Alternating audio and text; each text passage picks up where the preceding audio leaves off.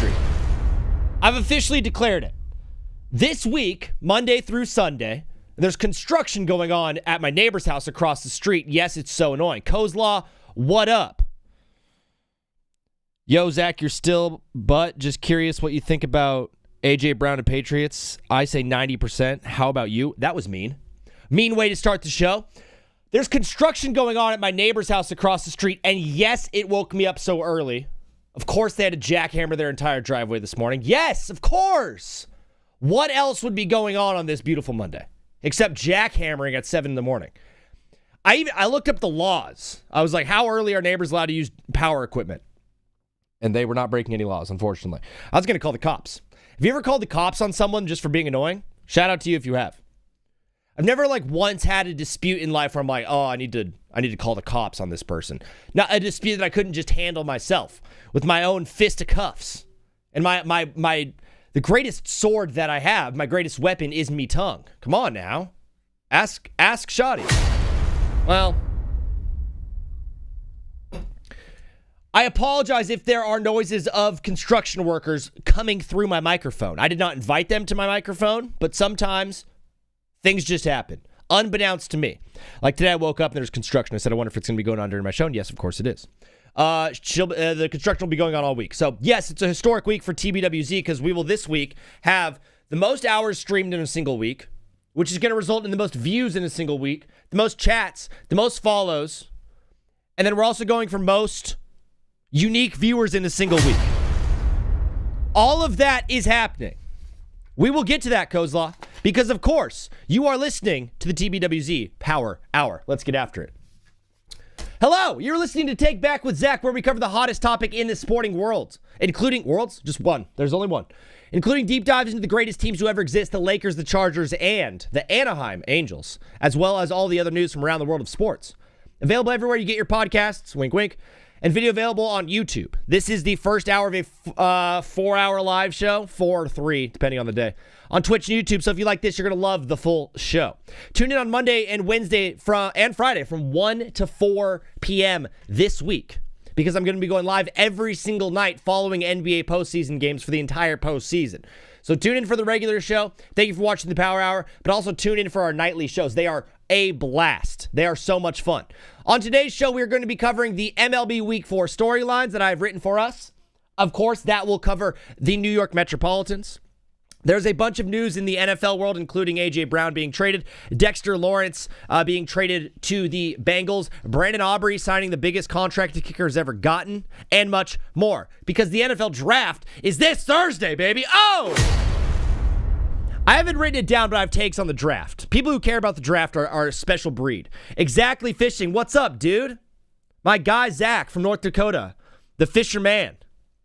We're also going to be talking about the NBA playoff first round, the first games that we saw yesterday and on Saturday, NBA award finalists, and much, much more. But this show starts the exact same way every single day without change, and that's with the verse of the day.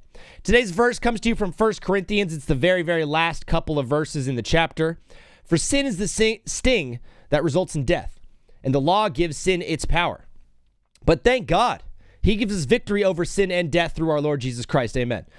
This is the part. So my dear brothers and sisters, be strong and immovable. This is the word that I'm working on for myself. Immovable. Cannot be moved. Cannot be swayed.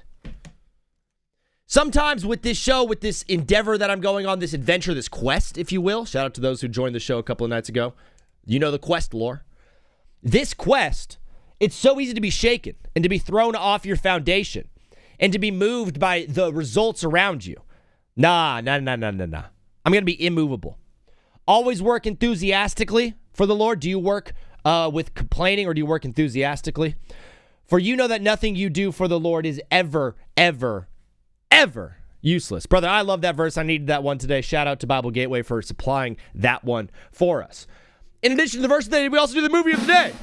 Today's movie of the day is Blazing Saddles. My name is Jim, but most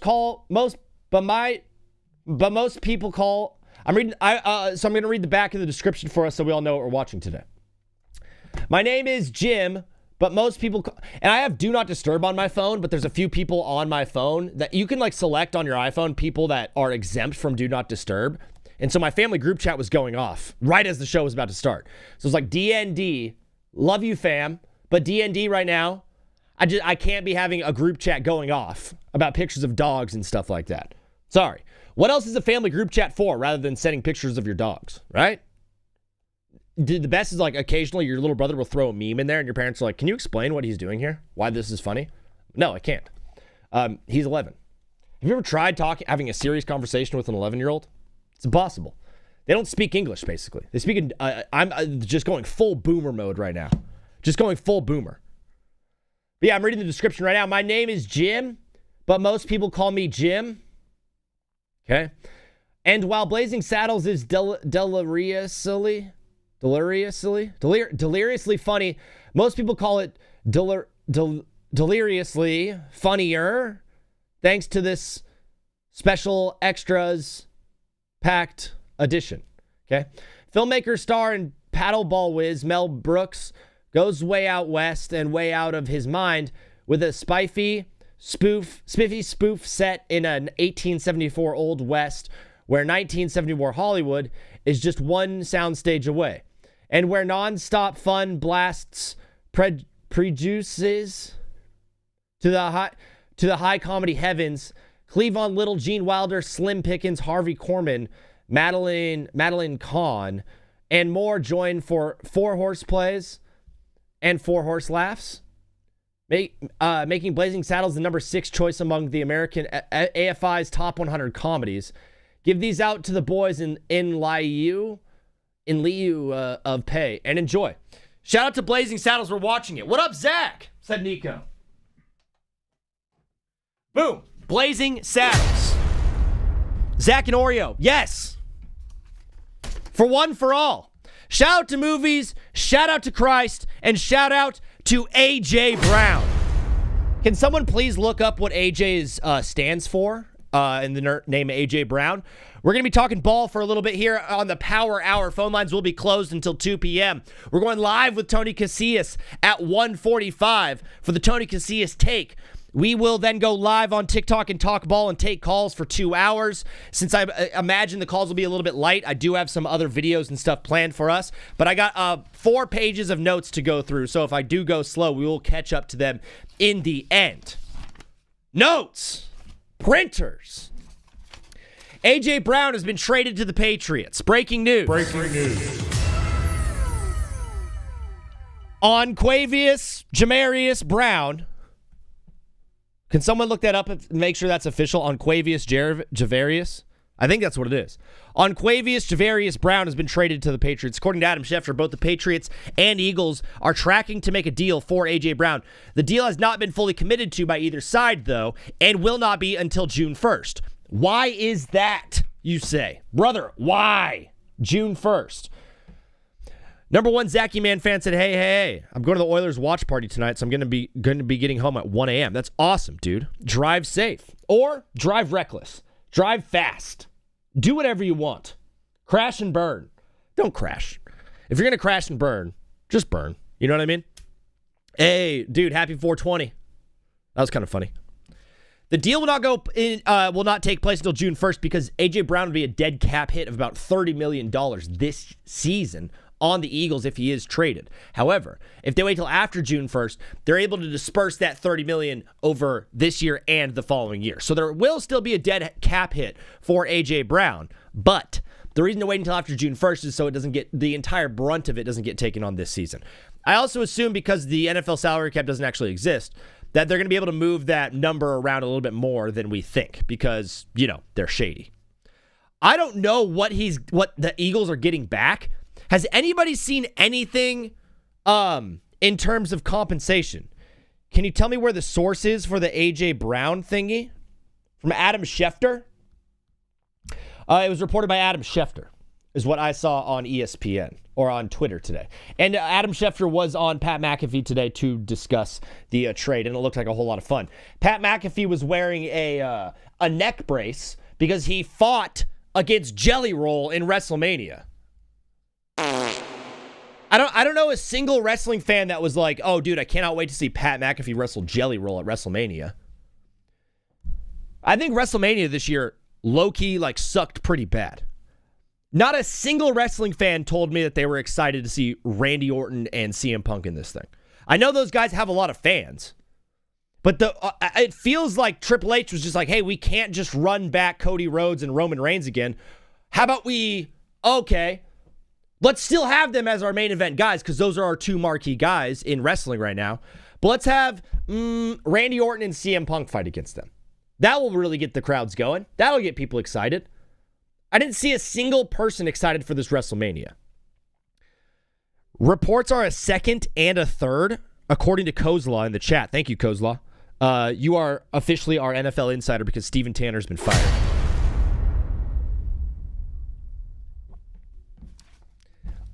Not a single person was excited for this WrestleMania. And the result of it was not a good one. The biggest moment I saw online was Speed doing a flying elbow through Logan Paul on a table. Hey! You still have stars in the WWE. Big stars, too.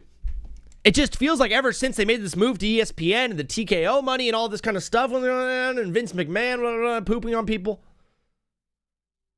it doesn't feel like WWE's in a great space. And after this WrestleMania, I can firmly say WWE is not going in a good direction right now.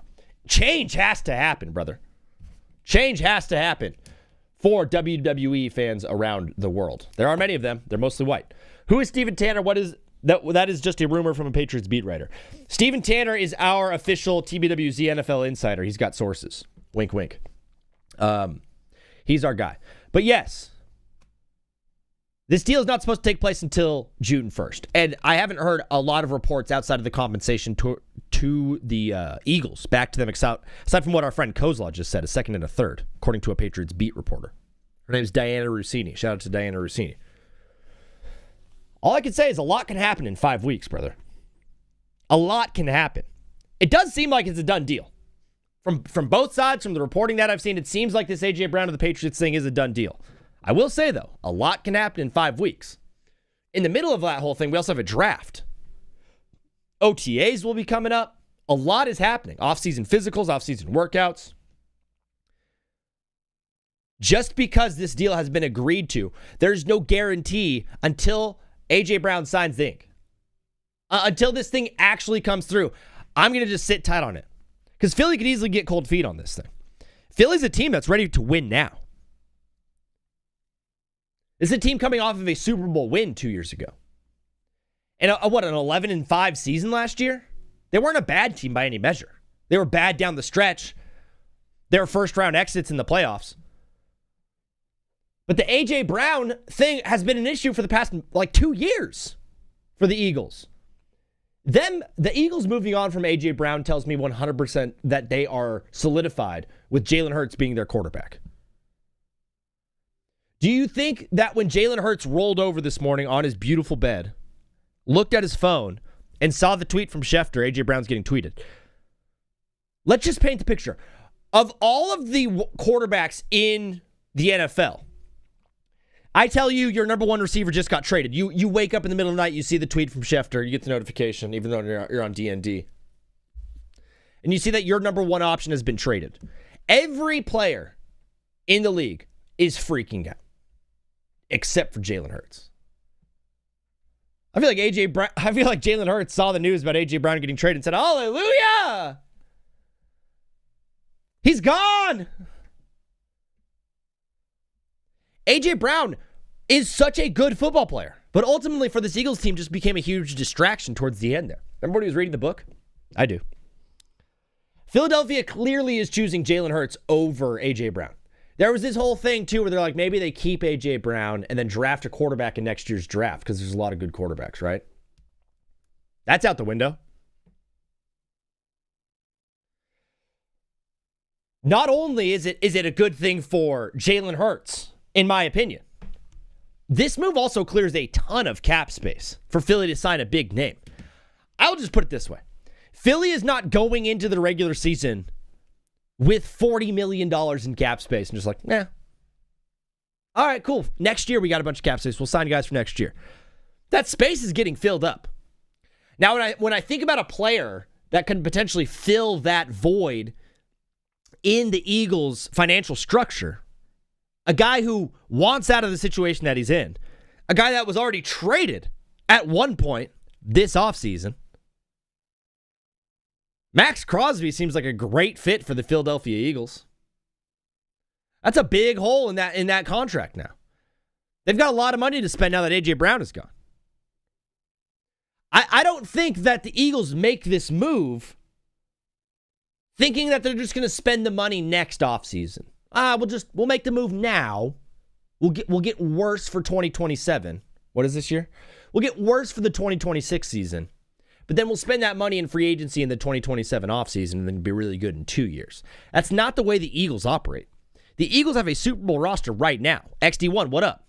A.J. Brown got traded. The Patriots.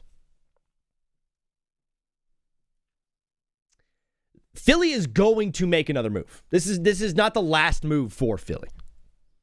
They're not going to just simply trade away A.J. Brown and be like, we got worse. All right, let's run it. They're going to use that cap space to put someone in there. I think they're going to go defense because they've already made a bunch of moves to get Dontavian Wicks, and they got Hollywood Brown. They've got the receiver core kind of figured out. They still have Saquon Barkley. They still have Devonta Smith. Sean Mannion's even said he doesn't want to run a whole lot of like 3 wide receiver sets. We're going to see an Eagles team that goes back to that like Dallas Goedert, Zach Ertz 2016 Super Bowl team, 2018 Super Bowl team. That was like the 2 tight end sets, 1 or 2 wide receivers split out, power run game. That's the direction that Philly is going. OBJ trained with the Giants facility today. I know, he had a physical with the Giants and trained at their facility. We do not have Tony Casillas today. Just got word. He is sick. He's not feeling very good. Love Tony. Prayers for Tony. Yeah, but not till June 1st officially, so they could pull out. Yeah. They could ejecto seat this whole trade. It is a possibility. My next question is this good for New England? What does this move do for New England, for the Patriots organization? An organization that, once again, finds themselves embattled in controversy. Is that the word? Embridled? I was going to say embridled. What's the right word there? Embattled? Embridled? I don't know. Enveloped? Whatever. There's more controversy surrounding the Patriots organization this offseason, which is something that we're just now used to with the Patriots. Remember when the Patriot way was just like winning Super Bowls all the time and being like super hard-nosed? And then it quickly became like having murderers in your locker room and like hooking up with women that are 50 years younger than you, Bill Belichick?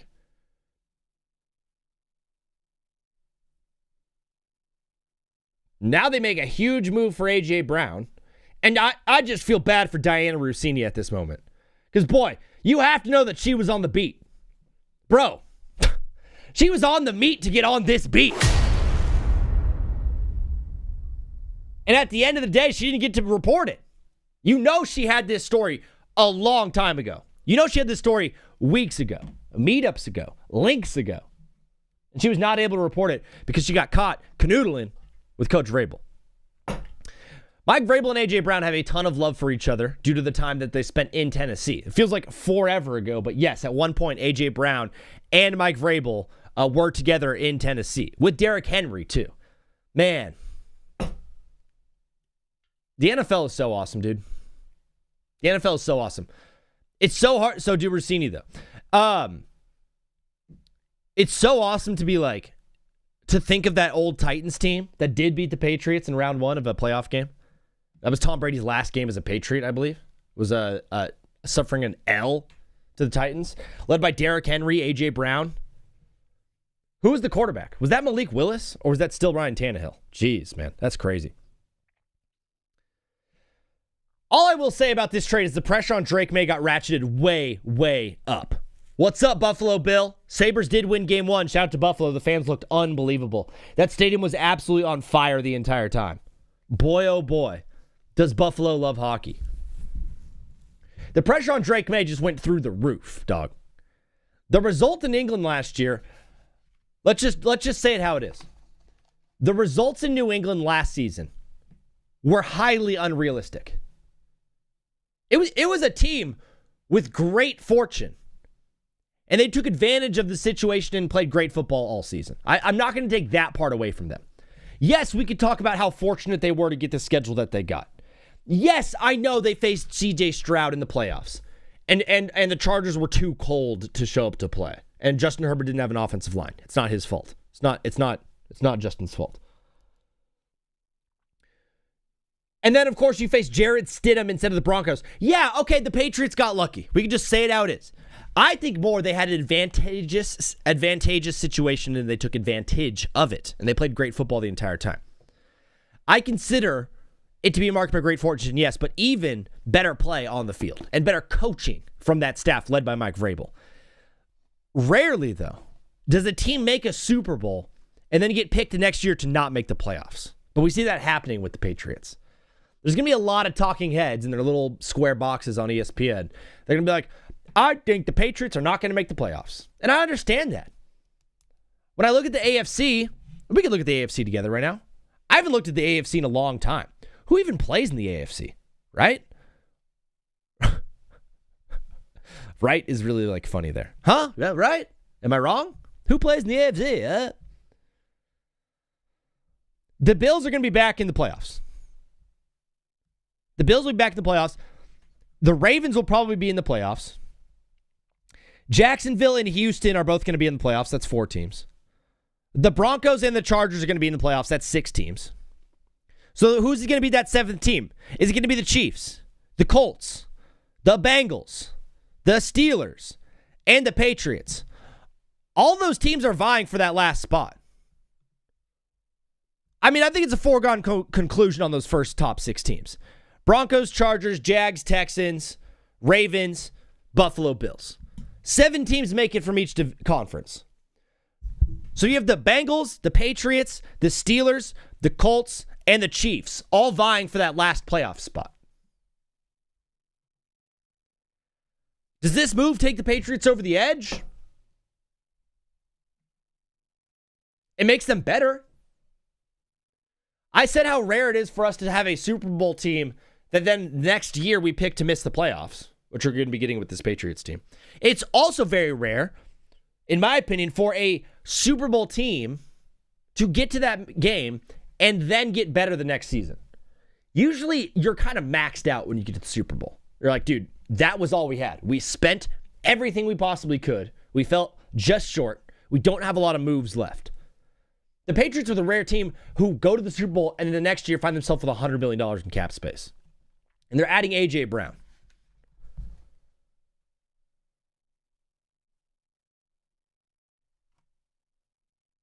This trade changes everything for Drake May. I know he now has a true number 1 target. Not saying Stephon Diggs wasn't, but Stephon Diggs also was a predator. Bad guy, naturally, horrible person. Now there's all the pressure in the world on this Patriots team to succeed and be successful. Will they do it? I don't know. Time will tell, brother. But that's some good stuff on the A.J. Brown trade. If you guys have anything more on the A.J. Brown trade, of course, when we do open up phone lines in about 40-ish minutes, I will be taking calls on A.J. Brown. So hold your questions for then or chat them out and we can just talk through it together as a unit, as a squad, as a brethren, as a group. I'd be remiss not to talk about the first round of the NBA playoffs that happened yesterday. Saturday and Sunday were great. They were full of basketball. There was a total of 1 good game in the 8 first-round games that we saw. There were some others that were somewhat close at points in the second half, but for the most part, it was kind of a tame start to round 1, which you expect, right? You do expect that. Only 1 home team lost. The only home team to lose, of course, was the Detroit Pistons. San Antonio, Portland was great. Yeah, it was very close. There was a 2-point game at one point in the third quarter, and then it ended up being somewhat of a blowout. I do think Portland is still alive in that series, though. But what we saw was a Celtics team, a Thunder team, and a Cavaliers team all dominate in their victories. And all 3 of those series have legit sweep chances, in my opinion. I wouldn't even be surprised if all of them do. The Thunder were unbelievable in this game, playing some of the best defense I've ever seen. In this game, Devin Booker still played well, but the rest of the team was absolutely garbage. The Suns could not get a shot off. OKC, I'll just put it this way. They had 13 steals and 7 blocks. No matter who they were playing, OKC was going to win that game. Make that team the Spurs. Make it the Celtics. Make it the Nuggets. OKC is winning that game if they have 13 steals and 7 blocks. Their defense was unbelievable. Not to be outdone, though, by the Celtics defense, who held Philadelphia to 39% from the field, which is all right. But Philly shot 17% from 3. Oh, good Lord. Oh, dude. To put that in perspective, the Celtics shot 50% from the field, and they were 36% from 3. So Philly only shot 3 percentage points better from the field, but the Celtics shot from the 3-point line. What up, PV? Go Pats. Welcome to the show, dog. I just had a whole take about how there's more pressure on Drake May now that they made the A.J. Brown trade. There's a lot more pressure on Drake May now. And you know Diana Rossini had this scoop a week ago. Oh, she's so pissed right now. She's got bigger fish to fry, though. The Cavaliers also dominated in their victory. I picked them to do a 4-0 sweep. That's the only sweep that I chose. I think the other two do become gentlemen sweeps. But ultimately, all 3 of those teams played very well. The Nuggets, the Knicks, and the Spurs all walk away this weekend with a 1-0 lead. Those series, though, do not feel over to me, right? The Knicks, in my opinion, still seem susceptible. It's a 10-point win, 10, 12-point win. The Hawks looked good in this game. They did. The Hawks looked good multiple times during this game. And they didn't shoot particularly well. I think you get the shooting numbers up for the Hawks. Man, that thing could have easily gone their way. MSG was daunting and loud and very, very, very New York. But it didn't seem like the Hawks were really fazed by what was happening around them. That's a tale in that series of 2 different teams. One has all the pressure in the world. One has no pressure at all. For that reason alone, I have the Hawks winning tonight in Madison Square Garden to even that series at 1-1. The Nuggets and the Timberwolves played in a game where I was not expecting Anthony Edwards to have the game that he did. But, of course, Anthony Edwards is a bona fide superstar. It was his first game since March 13th on Saturday. He had 23 points. He had 11 boards. He looked really good. His bounce was there. They also played really, really good defense on the Nuggets, I thought. That's a Nuggets team that was averaging 122 points per game in the regular season and was the best offense in the regular season. You held them to 116. So defensively, you did your job, right?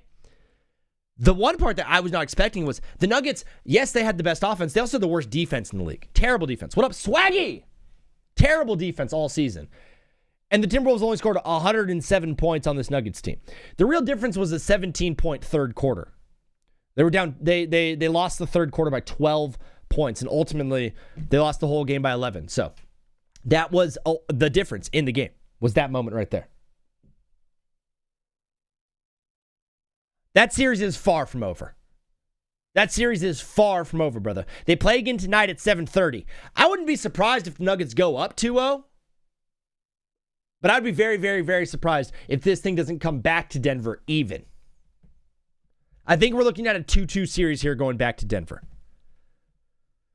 The Spurs also had a great game last night. Victor Wembanyama had 35 points in his very first playoff game ever. Denny Advia, though, had 30 points and 10 boards and did not look scared at all. I was planning on watching whole series because LeBron, of course. More pressure to win, but less stressful because now he has a real number 1. And that real number 1 is not named Stephon Diggs. That's true. Lakers game tomorrow is at 10:30. That's why you said that. Yeah, it's going to be late. Early for me. Move to California. California. It's really cheap here. It's really cheap in California. The Spurs looked good in this game, although the Portland Trailblazers did not look outclassed. The Suns looked outclassed by the Thunder. They looked like they didn't belong on the same court as them. Philly looked outclassed by the Celtics. They looked like they didn't belong on the same court. And I have something on Celtics fans and Philly fans in just a second here. Trailblazers, though, did not. Trailblazers seem like they will hang around this series. I have it as going 6 games. That might be a little bit tough. I think it's going to finish at 5. I don't see a sweep in sight, though, for the Spurs. I don't see a sweep. Holding Portland to 98 points while Denny Advia still had 30, the defense was awesome. Very, very, very good. You saw some pregame jitters from the team, which you expect. Portland will find a way to win one of those games at home, though. Mark my words. The two other games were, of course, LeBron James and the Lakers got game one against Houston Rockets without KD. Moments before the game, we got the notice that KD was not playing in this game. And Paolo locked in like crazy since against the Sixers. That game we will talk about in just a second. Swaggy's got the Hawks over the Knicks tonight. I also have that one as well, Swaggy. Great minds, brother, great minds. About an hour before the game, I got the notification that Kevin Durant was not going to be playing in this game. At that moment, I said the Lakers are going to win this. I was confident in the Lakers getting these wins, though, before Kevin Durant went out. As you know, I'm delusional. I'm crazy. There was a look, though, in LeBron James's eye. The game plan was very, very clear. LeBron James became the best facilitator of the basketball in the entire NBA. He got a ball to every single guy on the floor. Said, here, you're open, shoot. And they hit the shots. LeBron got the whole team started early, and the whole team never slowed down in this game. Houston never really had a chance in this one. They got close, sure. But when Luke Kennard goes off for 30, and LeBron James drops 13 assists on you, I mean, he was looking like like Magic Johnson out there. And Michael Jordan. I'll say it. And Pablo Banchero. LeBron and the Lakers looked really good against the Rockets. And that's a Rockets team that even without KD, the guys on that side of the floor, they have a better 6 to 7 guys than the Lakers do. Lakers obviously have LeBron James as the greatest player of all time. And even with KD in this series, I would take LeBron this year over KD this year. If you don't, maybe you don't know ball. But the Lakers came out and got a gutsy win. And of course, since LeBron is so old and Adam Silver wants the Lakers to move on in this series, they did delay our game. Everyone else that played on Saturday is playing today, except for the Lakers. The Lakers do not play until tomorrow. They gave us an extra day of rest because his name is LeBron James. That's exactly why. There's no other way around it, brother. But the game of the night, or the Cat is Lakers in 6. I'm still going to stick to my Lakers in 7 call because I think if the Lakers do take a 2-0 lead, that idea that Luka Doncic comes back for game 4, that for me gets pushed down to game 6. If the Lakers take a 2-0 lead, the idea of Luka Doncic coming back in this series does go back for me to game 6. Now, if it goes back to Houston, the Lakers steal one, it's a 3-1 series coming back to LA. Luka's not coming back in this series. And for that reason, I think this series will go 7. I also think the NBA just wants a series to go 7, so they're going to make one happen. Right now, it's looking like it's that Lakers-Rockets series that can do that. But the game of the night, of course, the 8-seed Orlando Magic went into Detroit and took their lunch money. The Magic looked awesome in this game. From the first quarter, you could tell that the Magic were playing at a different pace than the Pistons were. I've been saying it all season. I wish one of you could just, like, right now, back me up. And chat, what have I been saying the entire year about the Pistons? I have not wavered one time. I've said the whole time, yeah, they're a really good defense. They're very good. But what was my one worry? My one worry was I don't think they have a scorer outside of Cade Cunningham. Cade Cunningham had 39 points in this game. He had 39 points in this game. The Pistons scored a total of 101. So the rest of his roster, of his help, scored 62 points. He had almost 40% of the team's total points. He also had 4 assists. So he assisted or scored on about half of the team's points. Tobias Harris had 17, but the rest of the team did not show up at all in this game. To the point where the starters were not even playing towards the end. Everyone came off the bench for the Pistons. Dennis Jenkins got run. Kevin Huerter, Chris LeVert, Javonte Green, Rod Hollard, Isaiah Stewart. All of those guys got minutes. All of those guys got run. None of those guys were able to produce. The whole season, I said, I love this Pistons team. The way they play defense is absolutely incredible, but they do not have a true ball handling scorer outside of Cade Cunningham, and it's going to rear its ugly head in the playoffs. And guess what, brother? Holy crap, she's disgusting. They lost to the Magic. Do I think this series is over? No. I do think Detroit finds a way to get that next win and even this thing at 1-1 heading back to Orlando. Originally, I had the Pistons winning this thing in 6. I still think that's possible. It's going to be tough, given the fact that they did drop game 1. If anything, I think they might win in 7 now at this point. But it's clear. In a series where it was a foregone conclusion that Cade Cunningham was the best player in this series. Are you sure? Are you sure? Before the Magic and the Pistons series started, it was a foregone conclusion that the best player on the floor in this entire series between both teams was Cade Cunningham. He got all the love. Got all the MVP talk. He got the All-Star vote. Everything was going Cade's way. You pull 100 NBA writers, 100 out of 100 would have said Cade Cunningham is the best player in this series. And then Paolo Banchero would just woke up one day and was like, oh yeah, I'm an NBA superstar. Paolo Banchero just showed up and was like, oh yeah, I forgot I'm an NBA superstar. How about I just drop a cool 23, 9, and 4 with a steal to go along with it? Yeah, I'll be plus 10 in the game. Yeah, I'll shoot 50% from 3. 56% from the field. Paolo Banchero was efficient. He facilitated the ball. He rebounded. He played good defense. Paolo Banchero was the best player on the floor in this game. And now I'm at this point where I'm convinced I think he's the best player going forward in this series. Cade is great. Do not get me wrong. But when I watch Paolo Banchero with the ball, he moves at a different pace than any player on this floor. He reminds me more of the way the European style of guys play. White guys. It's the Mexican Pablo Banchero, low-key. Pablo Banchero. He also gets very sweaty. That's true. P5 absolutely showed up in this game, and now it becomes the most interesting series by a long shot. Tonight we have Toronto and Cleveland at 4 Pacific, which should be a blowout. Atlanta and New York, I have the Hawks evening that one up. And then in Minnesota and Denver, I do have Denver winning and going up 2-0, but I think that one is going to be a little bit tighter than the first game. Pablo Banchero is European. Oh, yeah, he's Italian. I forgot. We said that last night. A side note for me on a clip that I wanted to cook. Clip, cook, paprika. The 76ers and the Celtics playoff matchup goes a lot further back. Actually, it goes 10 years back. When I think about what's happening on the court, this series does not just start this year. This series is a decade old.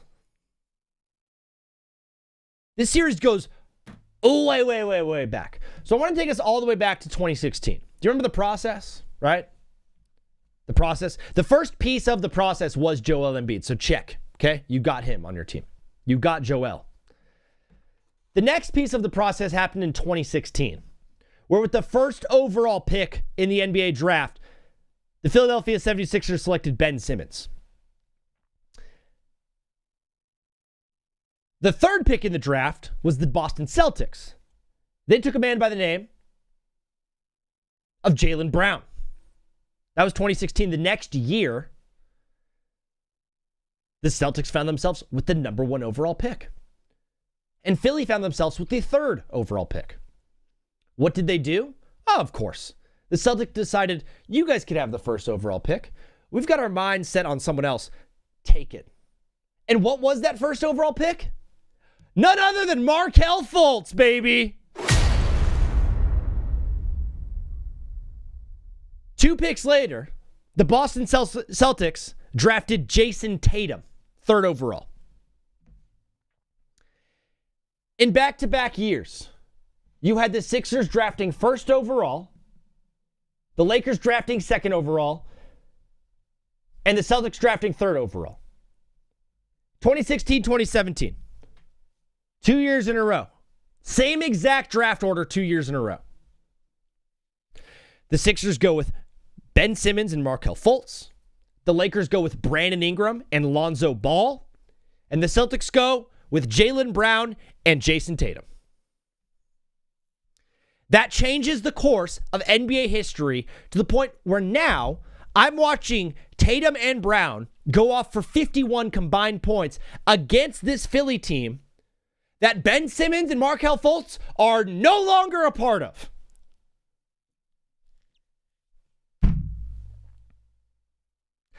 I also have to give a shout out to the Lakers too.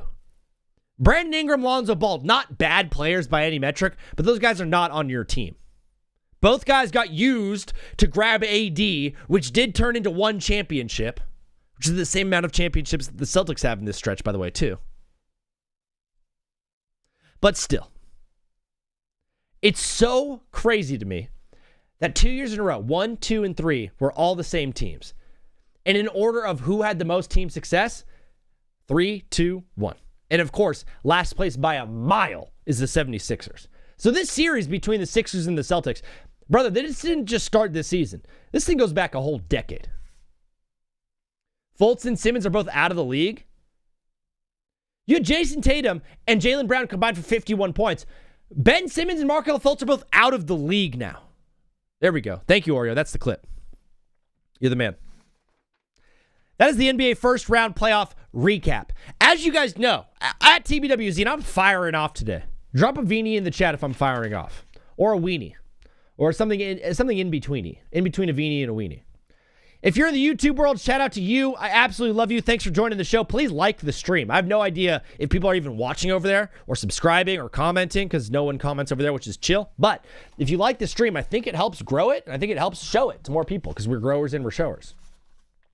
Every Monday, we do an MLB weekly update until we get to the full MLB season where we're doing like daily MLB content. But for right now, here are the storylines for MLB Week 4. I'm like the statistician, like what the announcers have that gives them extra facts. No, Oreo, I legit, every like big sports radio show has a producer in their ear feeding the guy something. It's like, say this next. Say, here's a good fact for you. I just looked up this stat. I need that. Oreo, you're going to be my first producer, in-ear producer. I need a direct line from Pennsylvania straight to my ear hole. MLB Week 4 update. The Anaheim Angels continue to roll off an unbelievable, unreal, amazing, unprecedented start from Mike Trout and Jose Soriano on the bump. Mike Trout had 5 home runs this week against the New York Yankees alone, making that 7 on the season. He now has a .422 on base percentage as he's one back on the lead league lead in walks. .422 on base percentage and a .980 OPS, which is on base plus slugging, and leads the league in runs scored.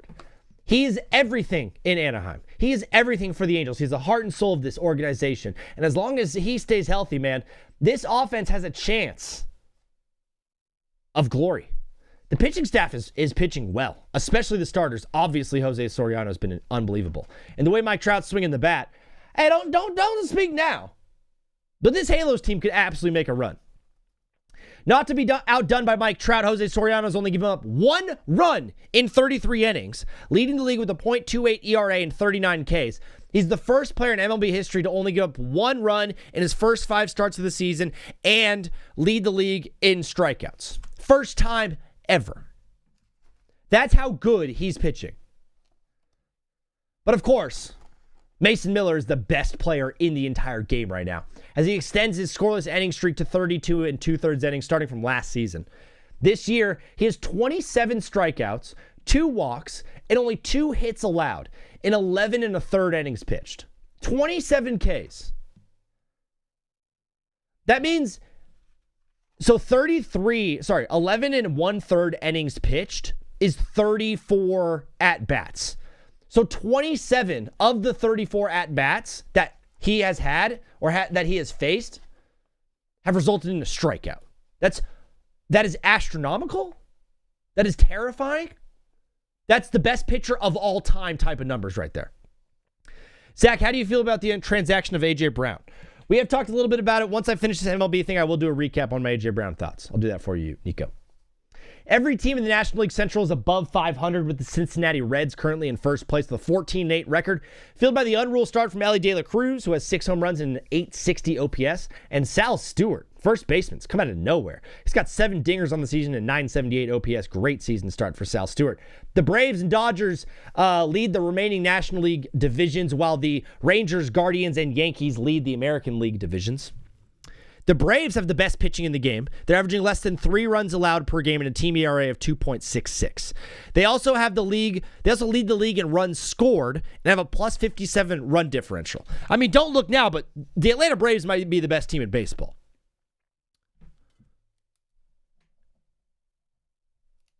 The Atlanta Braves just might be the best team in baseball. They might be the team to beat in the National League. Listen, all their starters have an ERA under 3 except for Grant Holmes, and 6 guys in their lineup have an OPS of 800 or higher.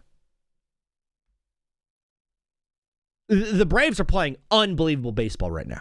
And this is a team that no one is really thinking about as having like a season to be remembered.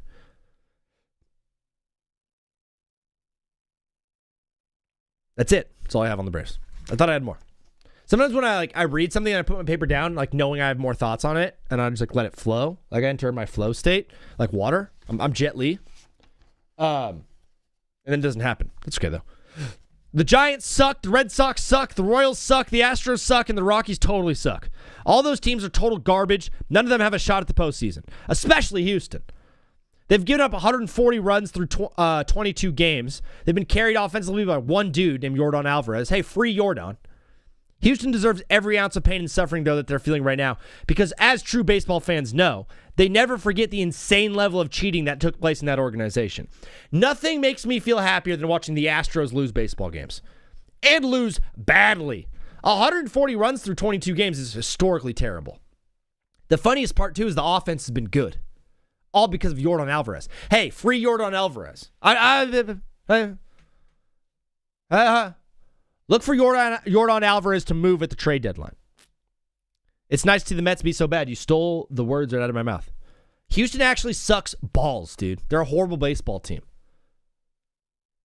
They split with the Angels at the beginning of the year, and they're like, oh, yeah, man. I was like, oh, hey, maybe the Angels are kind of good, because Houston's usually good. I just realized like that was a bad series for the Angels, because Houston's bad. They're a bad baseball team. They're a bad, poorly run organization. The fans are bad people. They're cheaters, scoundrels.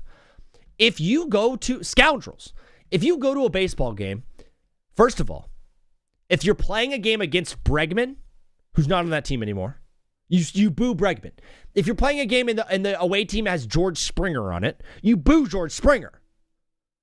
Every time you watch the Houston Astros play baseball in person, you mercilessly boo Jose Altuve and Carlos Correa, because those guys deserve it.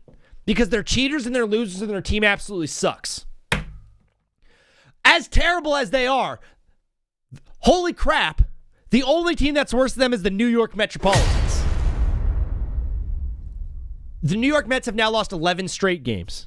The last time the other team in New York did that, the Yankees, 1913. Ooh.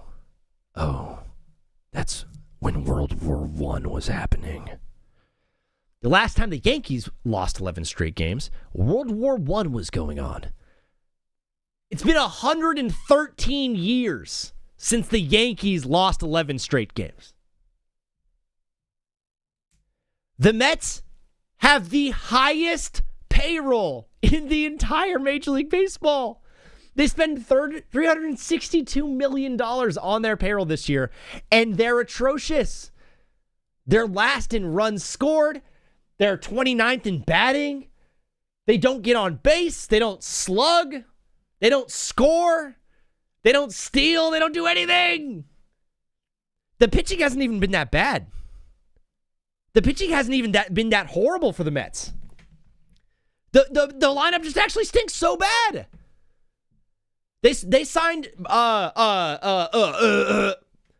Bichette this offseason, and it was, I think, a $96 million luxury tax just to sign the Bo Bichette contract and get him on your team because you lost Pete Alonso and Jeff McNeil.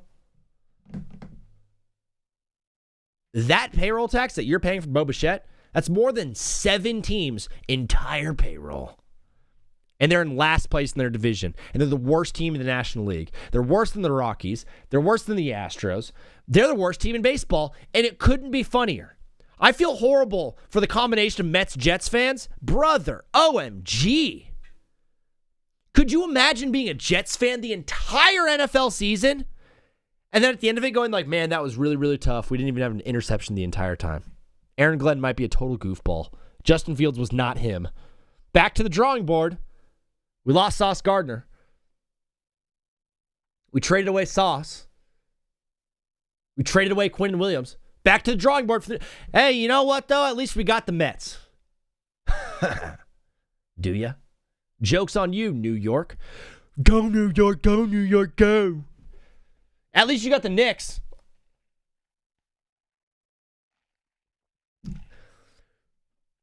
Dude, Oreo the Cat. Do you think there's a combination of a Mets, Nets, Jets fan out there? Oh my gosh, the most miserable, sad dude of all time. Hey, you're an alcoholic probably now. Oh, dude. Mets, Jets, Nets combo. And probably the Devils too. Dude, there are actual, like, you know, you see those commercials, it's like, children are suffering in Africa. And it's like, for 10 cents, you could feed a child for one whole year. For 2 pennies a day, you can feed a child for 7,000 years in Africa. You see like those, and you see like St. Jude commercials and like cancer research, and it's like sad stuff. And you're like, and Red Cross, should I donate my money to this cause, right? We need to open up a fund for young children, teenage boys that are born into the combo of being a Mets, Jets, Nets fan.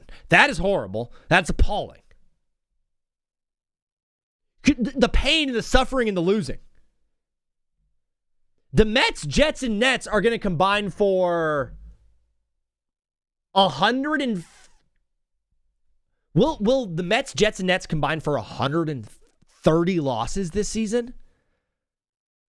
Because the Jets had 14. The Nets had 50.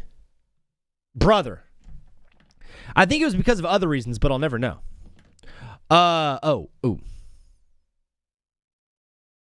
Jets. Oh, all right. Never mind. Things just got dark. Zach, have you heard of the Rory McIlroy Jets stats? Oh, yeah. Rory McIlroy has won the Masters twice since the last time the Jets had an interception. It's my favorite stat of the week. Mets, Jets, Nets combo. That's a good clip. Mets, Jets, Nets. They thought they were being cute, too.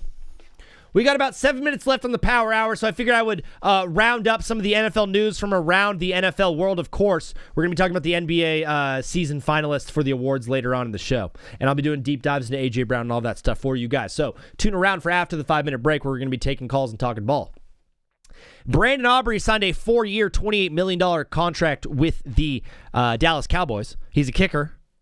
He's a soccer player. He's European. With $20 million guaranteed. They're paying $7 million a year for a guy to kick field goals.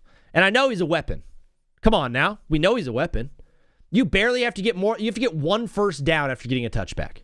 If they kick the ball in the end zone, you get the ball at the 35. You get 1 first down. You're at the 45, maybe the 50.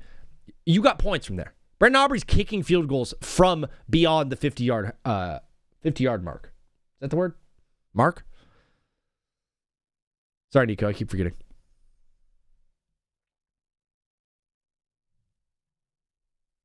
A kicker? $20 million? I totally understand it.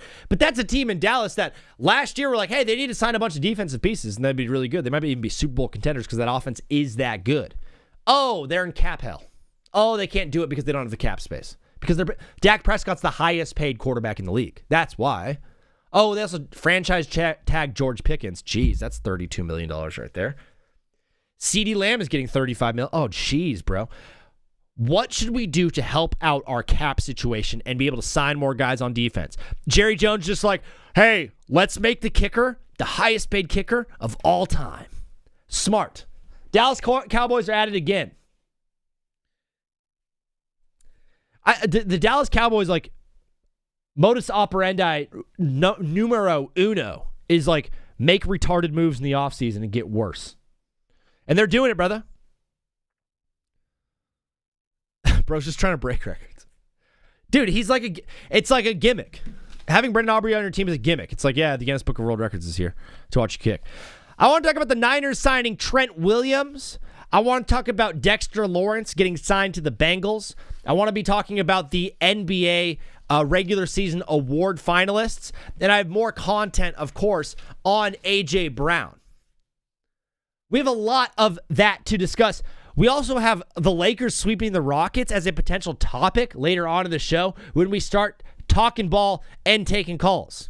I will see you guys in about 5 minutes when we do that. Thanks for tuning into the Power Hour. That's exactly what this was. I love you. See you guys every single night live and Monday, Wednesday, and Friday from 1 to 4 p.m. Pacific time. That is the Power Hour. Thanks for tuning in. Fellas, we're going to take a 5-minute break, and we're going to be back on the other side with more NFL news, more NBA predictions, more thoughts around the league. We're going to be looking over the NHL scores from the Stanley Cup playoffs that we missed, and much, much more. Hilarity is about to ensue. Be with me for it, brother. I will see you in 5 minutes. And the other way we start the show, brother, is with the movie of the day. Today's movie of the day is none other than Up. We're watching Up today, baby. We're doing a Pixar double feature. So after Up, we're going to be watching Cars, unless I forget. Because sometimes what happens, man, is I get rolling. Sometimes I just get rolling during the show and I say a bunch of random stuff that comes to my head. And then I forget what I said. I'm but a man, brother. I'm but a man. And sometimes I forget the things that I said. So right now I'm saying that we're going to be watching Cars after we watch Up. But guess what? That can change based off the perception of my day. Based off how I'm feeling and how we're rocking and how we're rolling. But today, to at least start the day, we're going to be watching Up. Is my camera that crooked? Look at how crooked this is. That's crooked. The DVD player is crooked. But I don't look crooked. So maybe I'm topsy-turvy. Maybe there's something wrong with me today. Maybe when I woke up, my left foot was my left leg, the left of me was maybe a centimeter or two off from the rest of the right of me. So maybe I'm standing at a crooked. Am I sitting? Yes. Maybe one of my cheeks got a little bit bigger than the other last night. I did have McDonald's. It's funny how today, when I celebrate a good day with a good meal, it's usually I celebrate a good day with the most horrible, horrific meal that you could have. I don't like go to a nice restaurant and get like a nice food or like buy myself a nice steak. 1, sad and lonely. 2, I would rather not spend all that money on a steak. But I'll go to McDonald's and spend $18. What? That's ridiculous. $18 at McDonald's? Am I getting enough food for 2 people? Yeah, I am. Am I not eating the entire day just to make room for that Mickey D's to hit my belly at the end of the day? Yeah, I am. So what I do this thing where I say, you know what, I'm going to eat bad tonight. I decide that at like 11 in the morning. At like 11 a.m., I'm like, I'm going to eat horrible tonight. Sometimes I preemptively make bad decisions. I don't wait for the bad decision to come upon me. I'm cooking right now. I don't wait for the bad decision to come upon me. I just preemptively decide I'm going to make a bad choice today. What am I going to do today? I'm going to make a bad choice. And so what I do is I don't eat throughout the entire day. I nibble on little things, on fruits and veggies and nuts, cashews to be specific. What am I talking about? This is so ridiculous. This is so ridiculous. It's not just a sports show. It's a show about life. It's a show about the pursuit of happiness, which I'm doing. I'm pursuing happiness day in and day out. Brick Jock in the chat. Brick Jock in the Twitch chat. What's up, Brick? How we doing, brother? Hey! House! What's up, Brick? Brick says Vini's not the hero we wanted, but the hero we deserve, or the hero we needed. Thank you, brother. Brick Jock is a good friend of mine, and he invited me to a baseball game He texted me on Monday, and he's like, hey, would you want to go to this baseball game with me? And I was like, the World Series just ended. What is this fool talking about? He's inviting me to a game in June. He wants me to go to a game with him in June. The bro is the ultimate planner. I absolutely love it, man. I'm a planner myself. And by planner, I mean like I got plans next week. By planner, I mean like I wrote in my calendar for 2027, April 15th, check what draft pick the Chargers got for the conditional 2027 seventh round pick from the Jets for trading that bum corner. White boy got motion. Yes, he does, brother. But today we're watching Up. What was I talking about with the nuts and the fruits and the... Oh, yeah. I got to finish that. So sometimes I preemptively make bad decisions. The before my day gets really going, I'm like, I'm gonna be bad tonight. I'm going to do something bad tonight. And then the only bad things I do, I don't smoke, I don't drink, I don't do drugs, I don't gamble, and I don't indulge in any sort of felonious, lustful activities. The bad things that I do is eat bad food and occasionally smoke a cigarette. If I could smoke a cigarette like once, I would love to smoke one once a week. But I don't buy them. I'm only around cigarette smokers like once a month. So I'm only down to once a month. So if you're a near and dear friend of mine, please start smoking cigs. So we can rip some heaters from time to time. So we can, Brick Jock just got some bits in the chat. He reached a 5-stream streak, baby. That's awesome. Congrats, Brick, on the 5-stream streak that happened months ago. And Brick is in the chat right now. And Blorp is in the chat. What up, Blorp? My guy Blorp, my fantasy baseball brethren. Just my fantasy. I should have stopped right there. Blorp, my fantasy. Hey, Mr. Fantasy. Brick, it's good to hear from you, brother. I hope everything's going well in Arizona. It looks like the Phoenix Suns are getting blown out by the Thunder. Blown out and flown out. All my homies. I'm about to go live on TikTok. I am still on the TBWZ Clips TikTok. So, are things going to go well? I don't know. Things have been going really poorly the entire time on here. This one's not working. This one is not working. Blorp, you missed it. We did a whole MLB deep dive. It was awesome. My conclusion of the deep dive is two things. The Astros stink out loud. They're horrible. The Red Sox suck. The Yankees are mid. And the Angels rule. Mike Trout's the best player in baseball. And the Mets are horrible. And the Mets suck. Yes, Oreo, you're right. Now this one's working. I'm having microphone malfunctions. When I go live right now, can someone please go on the TBWZ Clips TikTok and make sure that they can hear me? Because maybe the issue that was happening, what was the issue? Maybe the issue that was happening yesterday was there was no audio coming through. And so I was just a talking head to nobody. Join Box Battle Discord. What the heck is happening? Someone, anybody. Actually, XD1 was there the other day, so maybe he knows. A bunch of people just joined randomly. Toby, Tavo, Laheath, Joshua, Denzel. What up? We're talking ball and taking calls. On the screen on TikTok, I have this up there. I wanted you guys to see it as well. I don't want... Oh, there we go. That's where it's... I have this as well, so you guys can see it over on the YouTube version and on the TWITCH version. The purple app, as people like to call it. But it's my predictions for the series, and I haven't changed these at all. I haven't changed these because I don't change like that. I change with precision. I don't just go for it like that. Nuh-uh. Yo, if you're in the live, can you let me know if you can hear me? My friend who's in the live, that one person, can you hear me through the mic? Or am I tripping out right now? Maybe it's Maybelline. I have the Pistons still winning this series 4-2. These were my early predictions. I don't know if I'm still there right now with this Pistons team after this loss to the Magic. The Magic looked unbelievable. Paolo Banchero is the best player in that series. Maybe? Question mark? Does anybody know? Does anybody know? I have the Cavs sweeping the Raptors 4-0, as you guys can see on the left. It's a little bit hidden by the chat, but we would not have anything hide our graphics other than the chat, because the chat is what we need. Last night, I made a mistake, and I wanted to be upfront with you guys and very, very clear and honest about this mistake that I made.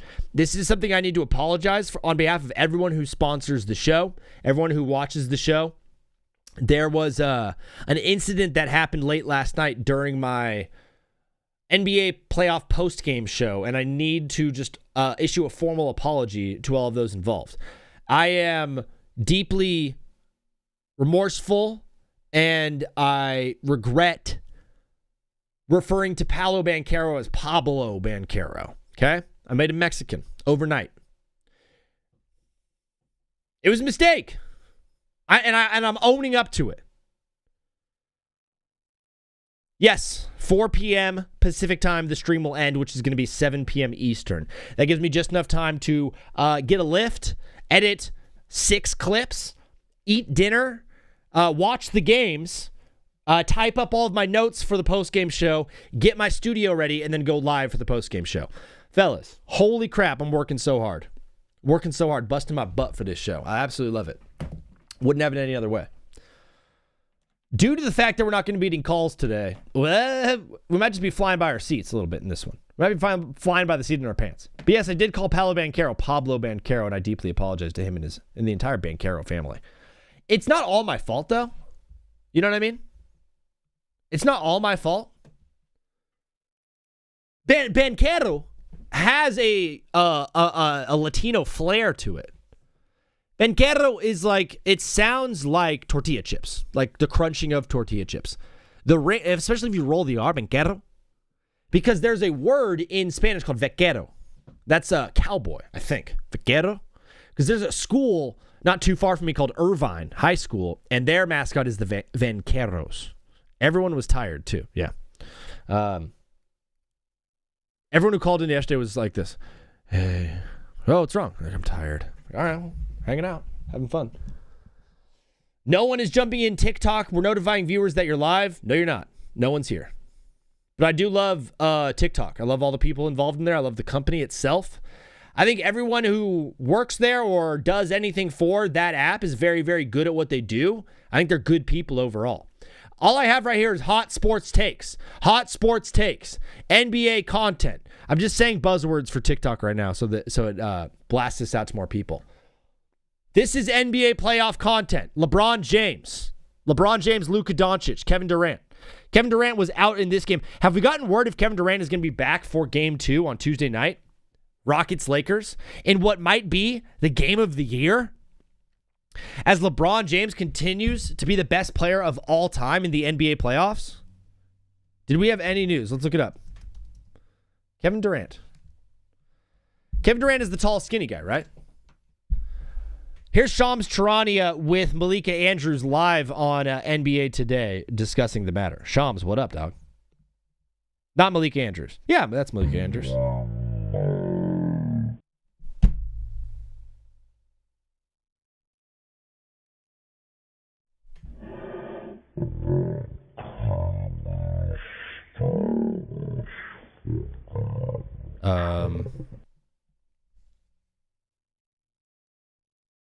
Did anybody else hear what I'm hearing? Or is that just me? No way! Blorp resubbed at 1 month! Brother, what up? It's money turning me on.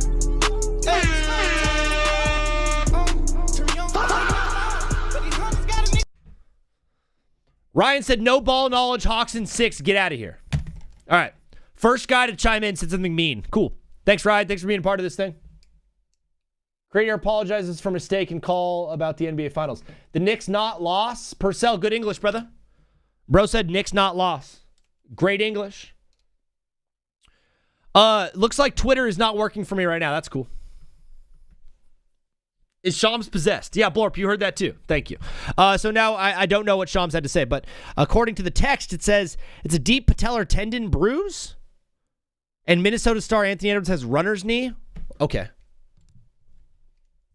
He's got runner's knee, guys. He looked fine in the game to me. This is day 3 in a row of no calls because, and it's not your guys' fault on Twitch and YouTube, you guys are chill. I got in trouble on TikTok for saying something nasty as well as what I did last night. And so now I don't have the flow, the influx of hilarious callers coming in from the TikTok world. So kind of just rolling solo dolo. You write 3 pages of notes, and then you have a 4th page from last night. I'm like, this will be enough. Burnt through it in an hour. Wait, no. Blorp, what is wrong, brother?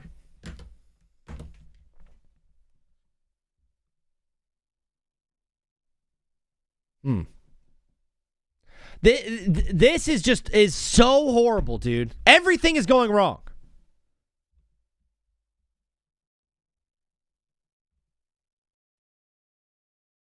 Is every video like this?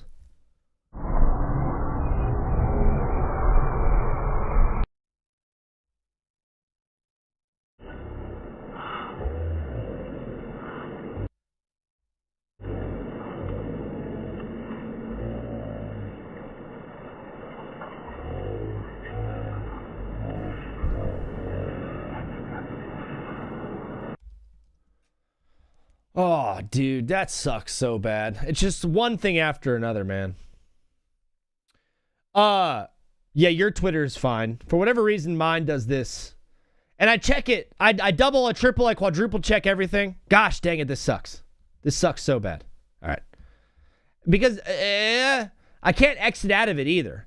Because if I exit out of it, I have to resync it to OBS. And whenever I like relink something in my sources with OBS, it doesn't work. Oh, crap.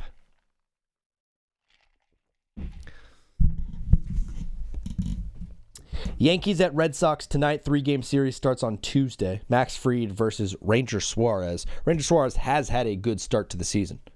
Shout out to Ranger Suarez. Ranger or Ranger? I don't know. I'm going to just sit here in silence for the next 2 hours. Sorry, hour and 48 minutes. I'm not counting. What's the longest you think anyone's ever sat in silence on a stream? Isn't it Connolly early tomorrow? I don't know. Yankees easy win against the Red Sox? Yeah, probably, because the Red Sox are hot garbage. The Yankees pitching has been good. Really good. And of course, Aaron Judge is off to a crazy, crazy start. He's hitting the ball so hard. What's this story I'm reading about Cam Schlittler, though? Did anybody else see this? I'll do a deep dive for us right now, and I'll read through this Yankees-Red Sox take right now. Suns and Blazers not taking a game. Why your thank Knicks lose? Purcell, oh my gosh, bro. We're going to work on talking today, dude. Enrique PO3, Suns and Blazers not taking a game. Yeah, I don't think the Suns will at this point, now that I saw the way that they played against OKC, but the Blazers probably will take a game. Blazers looked fine, in my opinion, against the who did they play? The Spurs. Remember that one show when I was like, I'm not complaining ever again? Yeah, I'm complaining big time today. It's just nothing is the way I need it to be. My head's completely cut off by the whole thing. Cool. You guys should see what I look like right now on TikTok. I look like the world's biggest idiot. There's 0 people watching, and my head is completely blocked by the graphic that I made. I spent 2 hours on a custom graphic for this TikTok live. 2 hours on a custom graphic, and my head is covered by it. There's like a little slit in between of transparency where you can like maybe see my mouth move or wiggle a little bit. But other than that, I'm literally talking shoulders. I'm talking arms and shoulders with nothing else going. Maybe they can't hear me? Can someone, please, for the love of God, go over to the TBWZ Clips TikTok and make sure that you can hear my audio? Because no one is helping me out right now. I'm like a fish hung out to dry. Last night I was playing Red Dead Redemption 2. I was out fishing with the boys. I was fishing with the fellas. Fishing for women. I'm a fisher of men. I love when it looks like this. Please, someone, anybody listening within the sound of my voice. New York Yankees pitcher Cam Schlittler said him and his family have received death threats ahead of this game start against the Boston Red Sox. Just because Boston Red Sox are that classy of people. My TikTok is as mad at me as they are at you. I don't need anybody to post on TikTok. I need someone to go on the app, go to TBWZ Clips, see and hear that I'm talking. Because I might right now not have any audio on TikTok and I'm just talking into the nothingness. And no one can hear what I'm saying. So I just look like the biggest loser of all time. Never mind.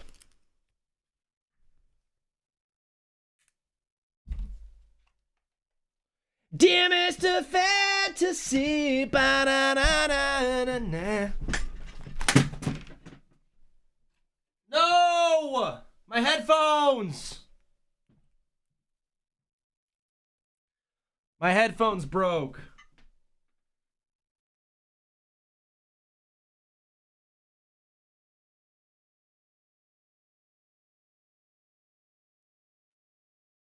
That's actually really bad. That's really, really bad. Zach's crashing out. It's so hot in my room. Gosh dang, man. Okay. At least the construction stopped. All of this happening on top of construction would be crazy. I would probably, dude, I need to go to the local, the shop. I need to get something explosive. I was actually having a weird thought last night about if the world was ending and if we did go to war. Look, my headphones completely broke and busted.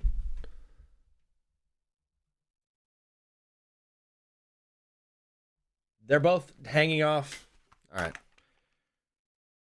On this episode of TBWZ, Zach fixes his headphones. All right, so what you're going to want to do is you're going to want to click the thing in the thing, and you want to click the thing in the thong.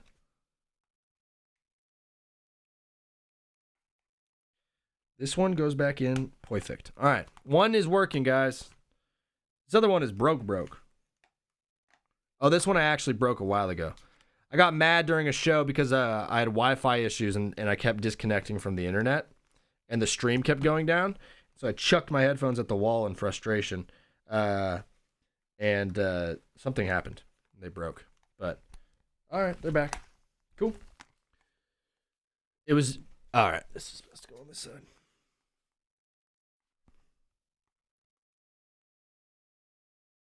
What is happening? All I did was drop them.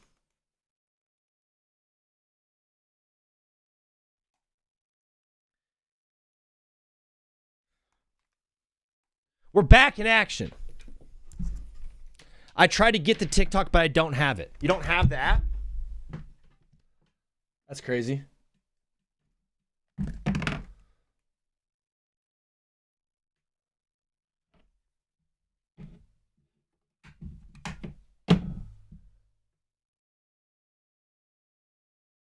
All right, I'm ending this live, and I'm going to go live again.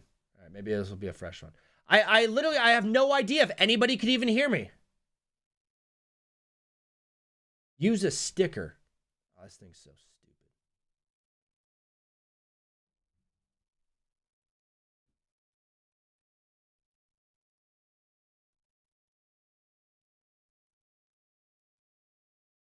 I'm close, fellas. Big close. BC.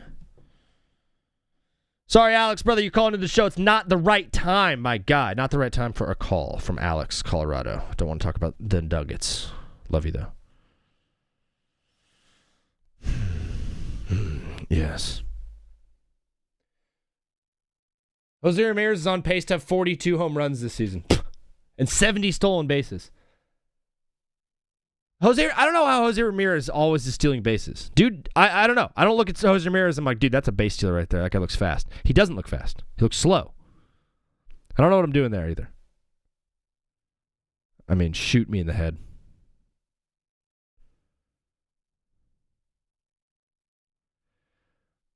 Damn it. Oh, my gosh. Taking calls, talking balls. The phone lines are open. The number is 213-352-5216. If you want to call in and be part of the show, I'd gladly have you, brother. If you got something preloaded, if you got bits, if you got things to talk about, please send them my way. We are doing NBA coverage all day, all season. I have yet to talk to anybody about any of the NHL stuff. I am potentially linking up with a very popular TikTok NHL guy who holy crap. A TikTok NHL guy who might be able to help us out with some of our more pressing NHL news from around the world of hockey. I don't really know exactly what happened in the games because I was locked in on the NBA. Why are the numbers so good on YouTube? There's so many people watching right now on YouTube, I think. But if you're there, please like the stream so I know that you exist. Or chat. Say, what up, dude? Here I am.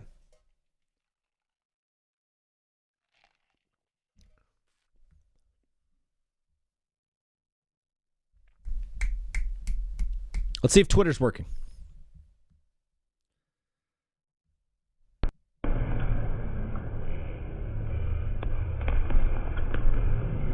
Nope. Goat is here. What's poppin', Goat? Good to see you, brother. You've come on an interesting day. Come. Whoa, daddy, chill. Daddy, chill. You've joined us on an interesting day, my friend. Usually, I don't know. This is kind of what it's like. It's better than this, though. Please join us for NBA Saturday night or NBA post-game shows. Can't go on Twitter. Can't go on YouTube. Can't go on TikTok. Don't have anybody calling in. I got an hour and 40 left on this show. I think you're going to hear me say how much time I have left on the show every 5 minutes. I'm just going to be counting down. Does anybody have any suggestions on what we do? Do we go on addicting games? Do we just play games on addicting games the whole time and have fun that way?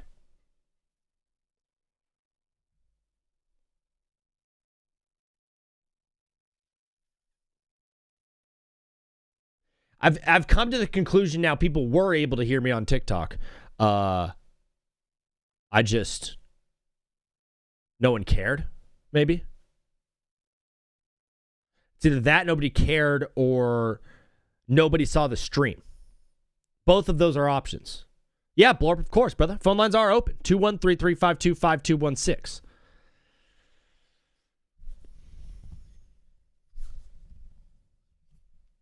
Cam Schlittler's family was getting death threats from Red Sox fans before making his Fenway Park debut on Thursday. All right, you're good, bro. Schlittler grew up as a Red Sox fan in Walpole, Massachusetts, which is about 40 miles from Fenway, 40 miles south or east. He's told The Athletic that Red Sox fans troll him every week, every single day. Most normal fans could care less, right? It's just those diehards that just have nothing else in their lives other than baseball or sports that really care about this. The fact that I play for the Yankees makes it worse for them. He's saying, hey, all these people are a bunch of lowlifes, a bunch of losers, a bunch of people I don't care about.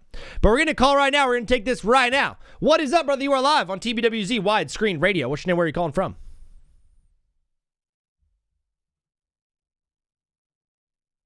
Is this some sick joke?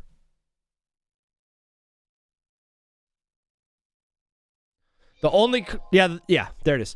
The only caller that we've gotten is someone just hung up. Someone just like, nah, never mind. Should I just redo the power hour? Let's talk about AJ Brown. What is up, brother? You are live on TBWZ Widescreen Radio. What's your name? Where are you calling from? It's Blort from Baltimore. My guy Blort pulling a sick joke on me on that first call. What are you doing, Blort? I called and it didn't, like, I don't know why. It just didn't, like, your voice didn't come through. I heard you on stream. Huh. But it didn't come through on my phone. Are you hearing me now through your phone? Well, yeah. Okay. I just wanted to make sure there wasn't an issue on my end. But Blorp, brother, we're 3 weeks into baseball. We're now entering week 4 into our fantasy baseball league. How's the season been treating you so far? Actually pretty good. Yeah. I did lose to you, which was pretty unfortunate. Sure. And then I realized that if you just get like a bunch of 2-start pitchers every week in this league, it's like pretty overpowered because pitchers get like 25 points on average. Yeah, it's a strategy. I've gone back and forth because like a lot of those 2-start guys are pretty terrible pitchers, and you know that is true. Yeah, they get like a 12 and a 14, and you're like, all right. If you end up getting like whatever, if you end up getting one that doesn't do well, then it basically just kills your whole week because if your pitchers don't do well, then your week is done. Yeah, I lost by hit like 50 homers. I lost by 11 points in my matchup, and I had Mackenzie Gore yesterday pitch and got 13. So it was just like it was not a good move. Yeah. And or the Cat City has Yoshinobu and Skeens. Yeah, I'm a big proponent of like keeping a couple of starters in there that you do not rotate out, that do not leave your team. Yeah, for sure.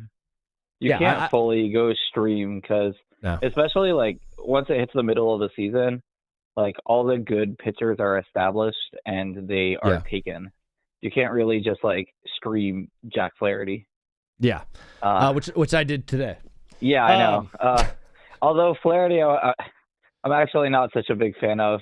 I was going to stream him in a different league, and then there was a CBS guy named Scott White who's really good. Okay. Whatever, he said that don't stream Jack Flaherty this week because he doesn't look right, and then he walked 6 guys today. So yeah, he did not have a good performance at all. Whoever that guy was, you said Jack White, the guitar player? No, Scott White. He's Scott White. like a genius when it comes to fantasy. Like, he's like one of the primary guys I look to. Is he your fantasy man? He is one of my fantasy men. I'm not going to give up all my secrets, but like that's him and Jacob Elordi. But Blorb, you're tuning in today's show. There's been a lot of NFL news around the league, a lot of movement pieces and stuff. The Ravens are your team, correct? Yeah. The big news around the Ravens this offseason is like, are they going to sign Lamar Jackson to an extension? Do you think that's a this offseason thing, or do you think they're looking to just have the 1 year with Lamar and then work on that whole contract after this season once they do 1 year with the new head coach? It's going to happen when it happens, but it's going to happen. Like, I think Lamar is too attached to the city, and this team is just fully built around him, that I don't think he would have the same level of success anywhere else. You don't think Lamar would have success in a different organization? Oh, I think he would have success eventually, but it wouldn't. Like, the current Ravens and really the Ravens organization has been built around Lamar Jackson for the last, basically since he first started. It has. The entire roster has been built around his skill set. So it would be quite an undertaking for the Ravens if they were to move on from him. But yeah, I don't think the Ravens would allow it to happen, and I don't really think it's within the best interest of Lamar. Like what franchise are we going to go to that has more consistent success, basically? I know they haven't gotten that ring yet, but historically the Ravens are one of the best organizations in the NFL. And they consistently make the playoffs with Lamar. They I don't know exactly what the regular season record is with him, but it's got to be the best, or at least top 3 since he joined the league. Since what, 2019? I think it's just about towards the end of 2018. Yeah, since 2018. They went like 6-1 to finish that year, and then 14-2 the next. Yeah, I mean it's when you're doing winning percentage over the past 7 seasons now, definitely the Ravens are up there. The Chiefs are up there. I think the Bills are up there. It's a Ravens team that was a Max Crosby away from being the best team in the league, and then they lost Max Crosby. Do they replace him with someone? Do they try to go after more names? I know they got Trey Hendrickson. Got Trey Hendrickson.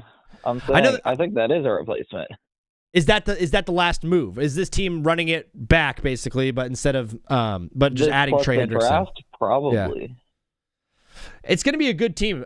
Speaking of another good team, the Baltimore Orioles are not playing bad baseball. I mean, they're 10-12. They've played some tough competition, though. My worry is that team is just not scoring many runs. Where is the offensive firepower going to come from for the Orioles? Well, the main problem is that they have 13 guys on IL right now. Yeah. They basically have 3 guys in their everyday lineup right now who would have been in their opening day lineup. It's Taylor Ward, it's Gunnar Henderson, and it's Pete Alonso. You have Jordan Westberg on IL. You have Jackson Holliday on IL. You have Tyler O'Neill on IL. You have Ryan Mountcastle on IL. It's the whole team. I remember who else. There's a lot of good hitters on IL right now. There's 3 guys coming back in the next 2 weeks, but who knows when Westberg's coming back? Who knows when Mountcastle's coming back? It is a problem. Also, every single one of their starting pitchers is underperforming right now. They don't have a single guy with a ERA in the 3s or better. Yeah, the staff has not been great. They still have a decent runs against, less than 100 runs against, which is up there in the league. But their bullpen's been phenomenal. Which has it been the bullpen, not the starting pitching? Funny, because going into the season, that was pretty much the clear weakest link on the team. Was their bullpen. And then Rico Garcia comes out of nowhere, has 10 hitless innings so far. Anthony Nunez in his rookie season is lights out. Ryan Helsley has been good. Yenier Cano looks lights out again.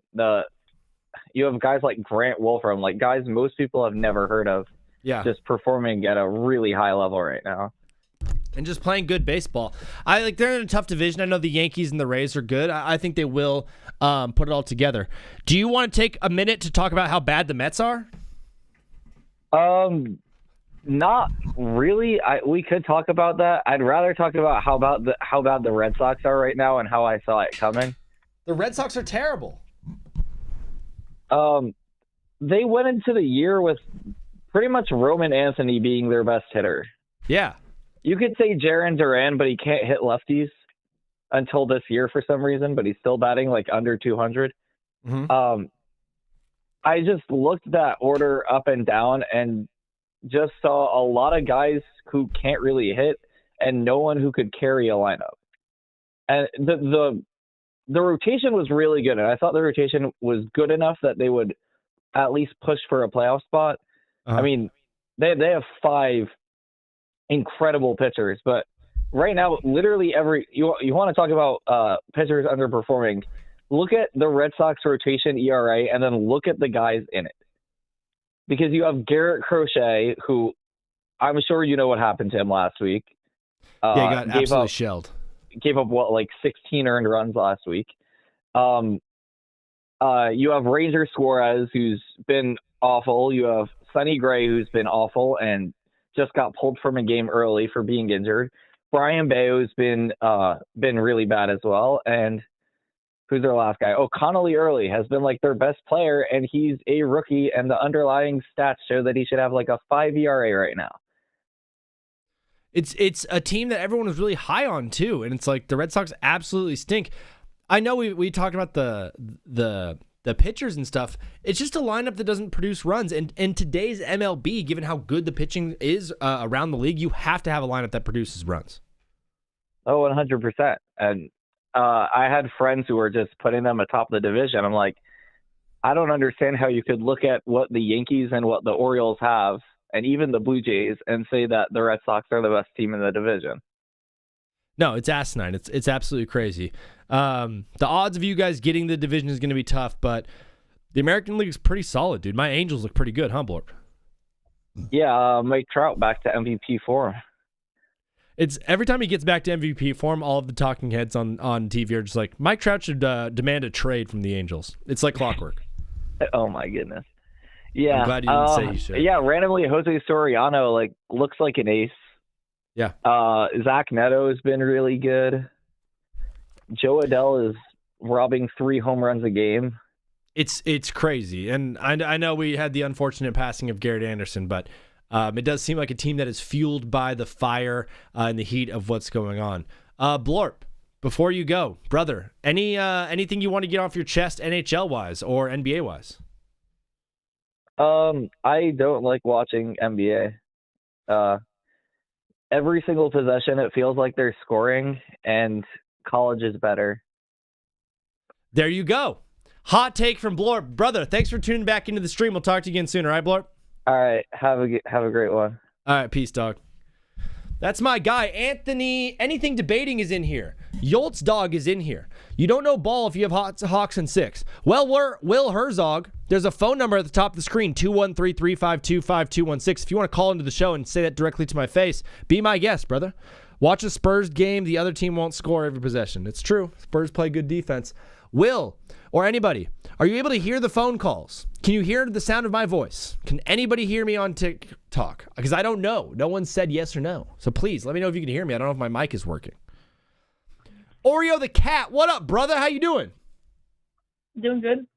Nice, dog. You're calling into the show, bro. What did you want to talk about today? The disrespect on my Spurs of people, specifically saying that the Blazers are going to force a Game 6. I think I said that. Yes, you did say that. You think there's no shot? That was a close game last night. It's a close game, but if they're still going to action out at the end of a close game, that still means that they're going to win the game. Yeah, I mean, it was a close game at home too. So you got to imagine once you do go to the Pistons, or once you go to Portland, the Portland Trailblazers are at least going to take one game. No, they might take one, like the first game at home, because it'll be Wemby's and Cash's and I think even Vassell's first away playoff game. Yeah, I mean, it's their first playoff game last night, so it would definitely be their first away playoff game when they do play Portland. I thought Portland played a fine game, though. Defensively, the Spurs were really good, holding them down to 98. Do you worry at all about the offense being able to score? Specifically worried about Castle performing a little bit better on offense. Yeah. I think he scored a decent line, but his efficiency wasn't. With Steph Castle, do you have any worries about Luke Cornett?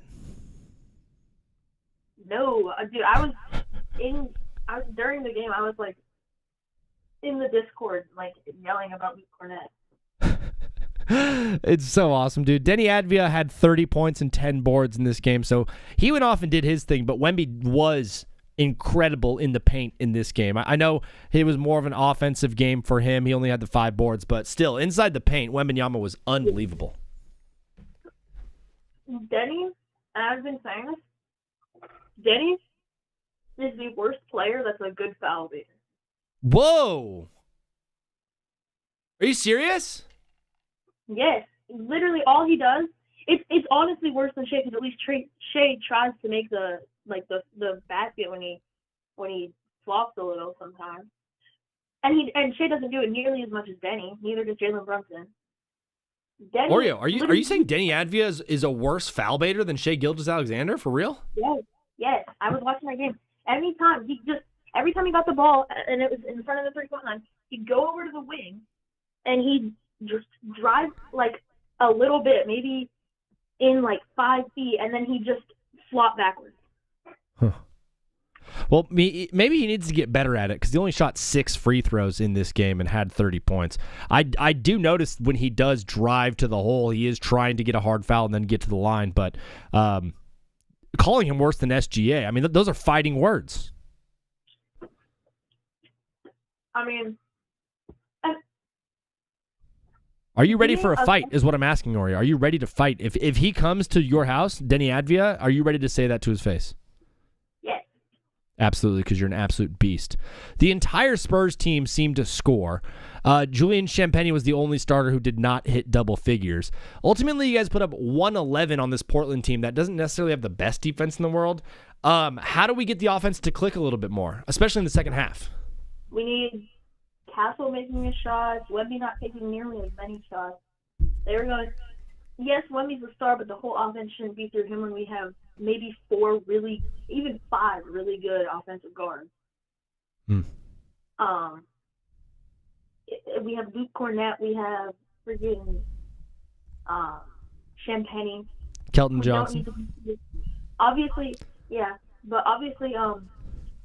Wemby's a phenomenal player, but we really need him to focus on defense and because that was part of our issue, is Wemby was focused too much on offense and the other players were focused too much on defense. Like Castle was not, you could see it. Every time he went over, he'd go over to offense. I don't even know what it was. Every time he got the ball, he just wasn't at his full speed. You could tell, like, even when he was running. It's like he was getting the ball and not like looking to score. It was almost like looking to facilitate and just be a part of the team. Yeah, but it was a little too much. Like, he had many open looks where he had the open look. You could see him having it, and then he'd just pass it off to Fox at the 3-point line. Fox, at one point, I think at the end of the second quarter, Fox had like multiple in a row, like possessions of, like, he'd get the ball, score it, go back on defense, someone would steal it, they'd feed it down to him because he'd just sprint down the court. Huh. It was the funniest stuff. The one he was like running down the court, he barely ended right before the 3-point line and then just launched it and it barely went in. It was insane. Dude, it was San Antonio just looked excited for that game. It looked like a crowd that was like ready to be there and ready to root on their team. I think the Spurs are going to be fun. Here's my one thing though. You saw the way that you guys played against the Trailblazers. Obviously 13-point win, very, very good game. But to see what OKC did to the Suns, it feels like OKC is a step above the Spurs. Is that a result of the Suns being bad or the Thunder just being that good? I mean, The Thunder are good. I'm not discrediting that at all. They're the defending champions. They're phenomenal. Jalen Williams had a phenomenal game. Mm-hmm. But the Suns are absolute crap. They are a horrible franchise. I love it. The only reason they're in the playoffs is because Jalen Green had his one good game of the season. Isn't that funny, dude?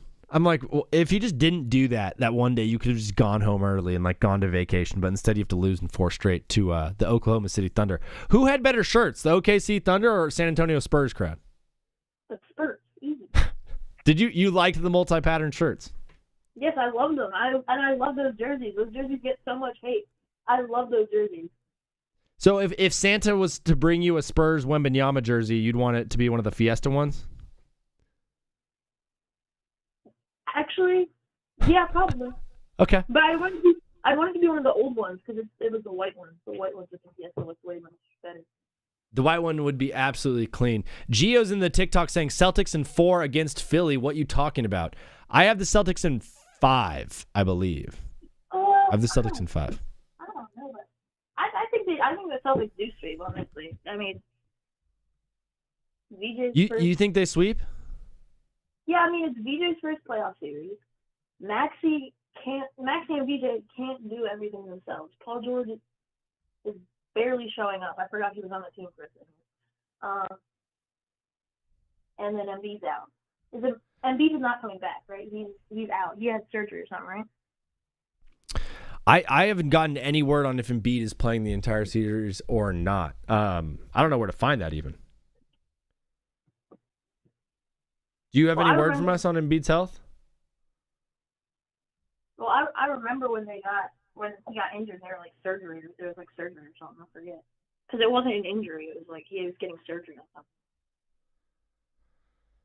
I have no idea what's going on with Embiid. I have no idea what's going on in my own head. I have like construction noises going on outside. PV is saying nasty things that are not true. PV, delete that. But Oreo the Cat is still a diehard Spurs fan through and through. Tonight, we didn't see really many upsets at all in the first round. Do you see one happening tonight, either Minnesota or maybe Atlanta? I honestly, as good as Atlanta is and as good as Minnesota is, okay, so I heard about the Ant injury thing earlier. Is he playing or not? Anthony Edwards is playing, 100%. Okay, yeah. Then I have a feeling. Wait, is it in Denver or Minnesota? They're in Denver, right? It's still in Denver. Okay, I didn't know if they were already in Denver or not. Like if that's where they started to it's 2-0. So yeah, I mean if it's in Denver, I don't think they would. I don't think the Timberwolves win. No. Do you have the Knicks losing to the Hawks tonight? No. I mean, no. As much as I love the step Kuminga's taken, Jalen Johnson's been great. Nickeil Alexander-Walker. This team is a team that needs another year of development. Mm-hmm. Multiple of them are on this team that could have a case for most improved player. I'm absolutely with you, dude. It might be their top 4 guys. It might be CJ McCollum, Jalen Johnson, Kuminga, and what's his name? Nickeil Alexander-Walker. Yeah, Jalen Johnson.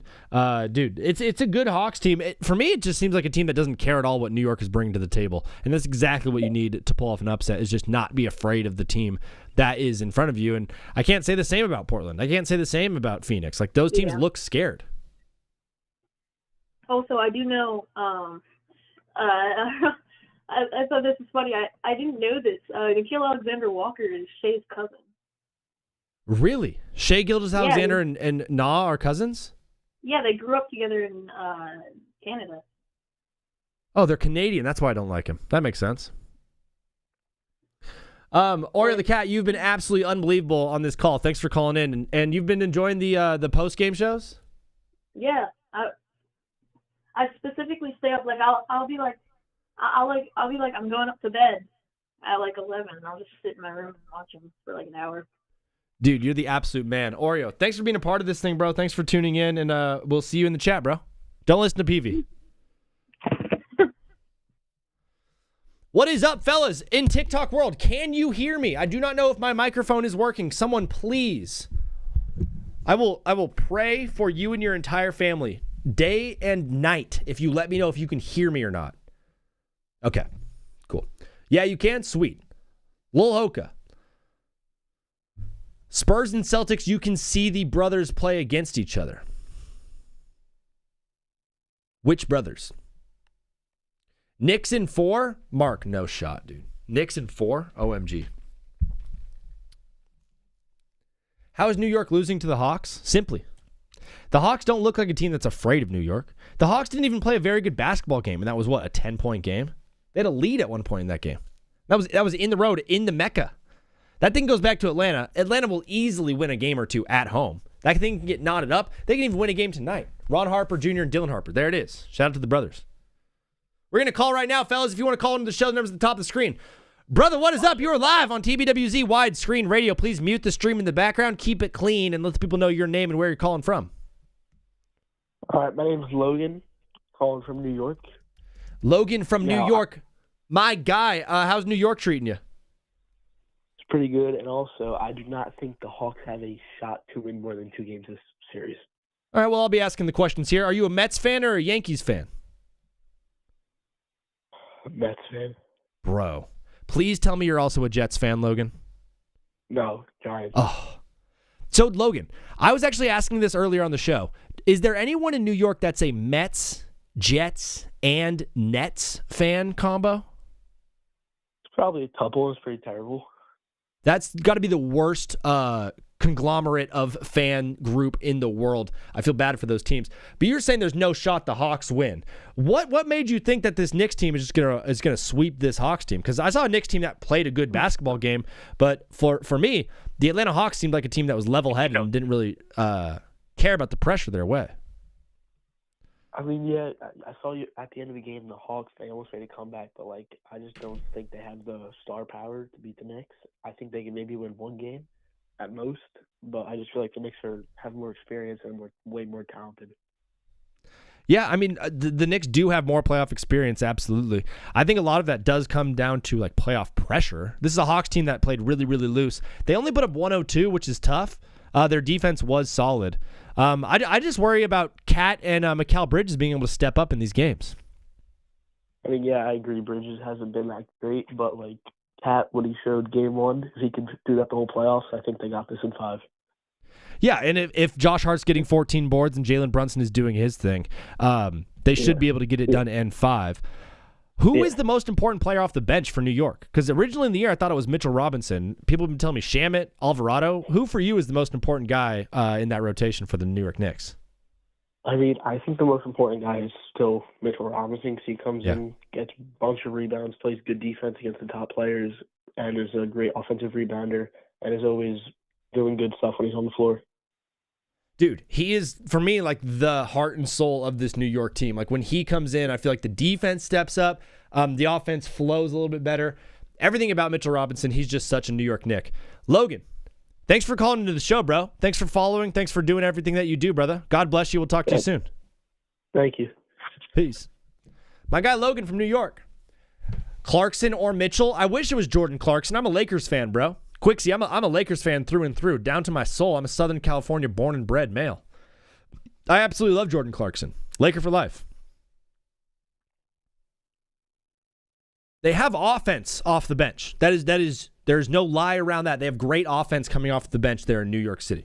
I worry, though, about when you bring in those guys, those offensive-minded backups, what happens to the defense. And we saw when Jalen Johnson is off the floor for Atlanta, Atlanta has no option at all. He took a 10-minute break, and New York went on a 7-9 run. Well, that doesn't make any sense. 7-0 run. I don't know how they keep Jalen Johnson on the floor. I don't know how they tire him out quickly, but they need to figure out how to neutralize Jalen Johnson, and they will be able to waltz through this thing to the next round. Should be in 5. It depends on when KD and Luka play. Lakers will handle the Rockets. Should be in 5. Quixie, Lakers in 5 would be crazy. I currently have the Lakers in 7, as you could see from my thing. Alvarado's nickname is GTA. Grand Theft Alvarado. That's pretty sick. Gio, thank you for liking the live. Depends on when KD and Luka play. And that's the big question, Quixie. I don't like the fact that we're sitting here today on the eve of Game 2 in the NBA first round NBA playoffs. And the biggest storyline happening around the league is like, when is Luka Doncic coming back? And when is KD coming back from injury? And is Anthony Edwards healthy? How come the NBA has just become so much about health? And I understand. Like, these are pro athletes, and they need to be healthy to play the game of basketball. How is it so often about health in this league? Is it a result of the league of the season being too long? Is 82 games too long? Because I don't want to do the whole 82 games is too long because like the travel and they're away from their families. Like that thing, cool. Grow up. But if these guys are getting injured at a rate that's higher than it should be, then we need to look into something. But I'm just sick and tired of the fact that the biggest storyline of today, when there's great basketball being played, is the fact that guys are getting hurt. Jay said Wolves in 6. Steve, the Wolves going on a run here, Jay. Would love to know why. The numbers at the top of the screen, 213-352-5216. We're starting to roll a little bit, baby. We're starting to roll a little bit on today's show. Today's show started very, very rough. It's not going great right now. Not going to lie, those of you who are on TikTok jumping in for the first time, it's not going great. Kevin Garnett had a great take about injuries in the NBA today. Sick. KG. Suns fan here, but you're wrong. It's OKC in 4. Wade, I made these predictions before the games even started, Wade. And so when I saw the way that Phoenix did play, man, who am I kidding? I originally thought that the Suns were going to beat the Blazers, and then this was going to be Portland, because I think Portland's a better team than the Phoenix Suns. But yeah, the Suns have a lot of issues, man. We could just basically say the Suns are going home, right? The Suns are not going to advance to the second round. So then my question, Wade, is what does this team do in the offseason? You have an owner in Matt Ishbia that is not willing to, like, take a year off. Who doesn't want to, like, go for draft picks and, like, tank for a bunch of years? He wants to win, and he wants to win now. Is Devin Booker a good enough first option to win an NBA championship? I don't know, dude. I really, really don't. I wish I could just sit here and say, like, yes, absolutely, Devin Booker rocks at basketball. He's so good, he could be your number one guy, but I just don't know if I can. Hawks fan? Ew. Get out of here. Step back. I'm a Lakers fan through and through. His name is LeBron James. Injuries on the Wolves team, but Ant is going to be good. He always steps up in the playoffs and click. Wolves win by 3 tonight. Jay, that's a nice final score. I do like that. I don't. Here was my thought earlier, Jay. If Denver goes up 2-0 tonight, I can almost guarantee this thing's coming back to Denver tied at 2s. If it's a 1-1 series, it could really go either way. The Wolves fans, Minnesota in general, you know what? Every single season, people forget how big home field advantage is or how big home court advantage is. Right now, everyone's like, the Suns are dead. They're getting swept in 4. Dude, they get a playoff game with a home atmosphere. SGA has an off night, doesn't hit the way that he usually hits. He doesn't get the calls he gets. Maybe Chet gets banged up in the second half and doesn't play. Someone gets 3 fouls early. You have a 10-point lead going in the first half. The home crowd takes the rest away. These are NBA players, dude. It happens. It happens. Oklahoma City, I don't think they're going to sweep the Suns. Here's my one worry about OKC, man. What happened to this team all season? Injuries. Shea missed multiple games. J-Dub barely played. Chet missed a ton of games. AJ Mitchell, Isaiah Joe, Lou Dort, Alex Caruso, Hartenstein, all of these guys missed time. This is a team that played 23 extra games last year in the postseason. Tonight they play again. Sorry. Yesterday when they played, that was their 105th game in the calendar year. That's a lot of basketball. It's a lot of basketball. High-level basketball, too. Playoff championship basketball being played by that team. Just yesterday, there were guys getting banged up. Chet was on the bench, icing his knee. Someone else was rolled an ankle. This OKC team continues to get banged up. What if Orlando sweeps? Bro. If Orlando sweeps, that'd be awesome, Oreo. I can't sit here and say that OKC is not going to get injured this entire playoff series. Bro, they lose a couple guys, that team is over. The Suns can win this series. Every team is one injury away. I fear that's the issue in any sport. Home court advantage is very forgotten. It is, Jay. It totally is. Crypto wouldn't do that. Sixers in 7. Cameron Johnson. There he is. Cam Johnson of the Nuggets is in the chat right now, guys. Spam him. I have Orlando in 6. That's pretty good. PJ, now how did we let the Orlando Magic win a game? Dog, there was nothing you could do.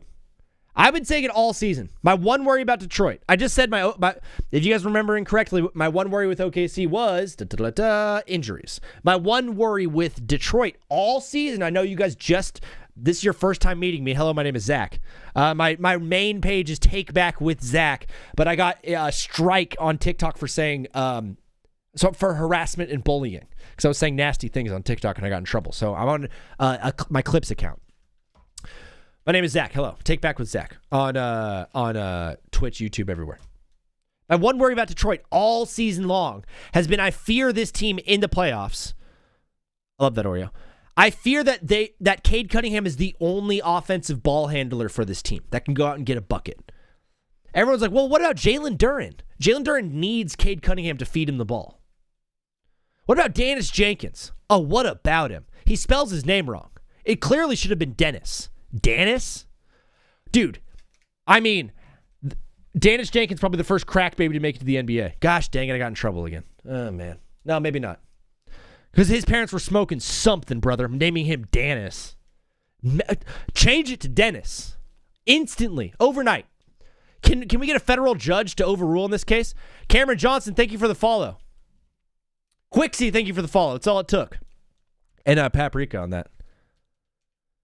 Dude, when I see Dennis Jenkins play basketball, I'm like, dude, he's a good hooper. Why the heck is his name Dennis? Change it to Dennis. It was a typo.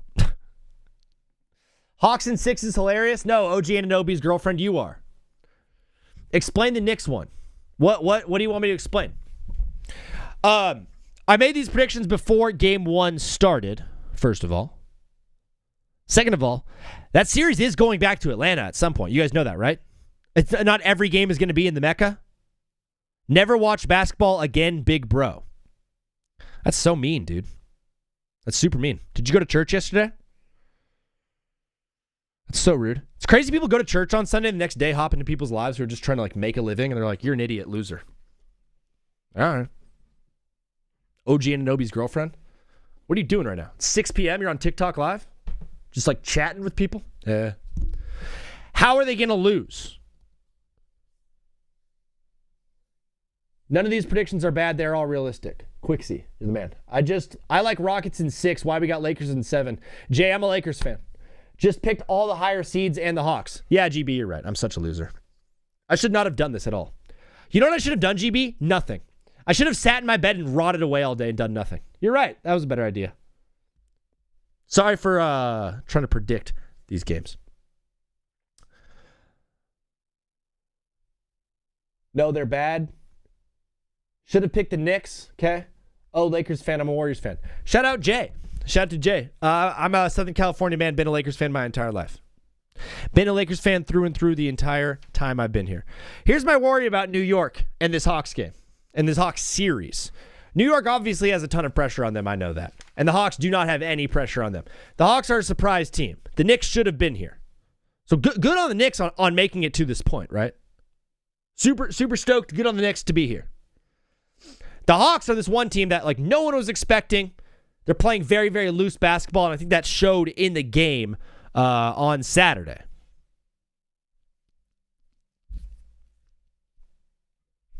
Jalen Johnson is that dude. Jalen Johnson is that dude for Atlanta. I guarantee you he gets a win on the road. Probably even 2 games in Atlanta. If this thing turns into a 2-0 series, I'm not surprised if it gets knotted back up at 2-2 when it comes back to the Mecca. Because that's how home court advantage works. Atlanta will show up. Just traded their superstar too. When do you have a team that trades their superstar in Trae Young, their perennial heart and soul of their team? The only reason that we cared about Atlanta over the past 7-8 years is because of Trae Young. Got traded for Luka Doncic, by the way, before his career even started. Oh, what could be in Atlanta?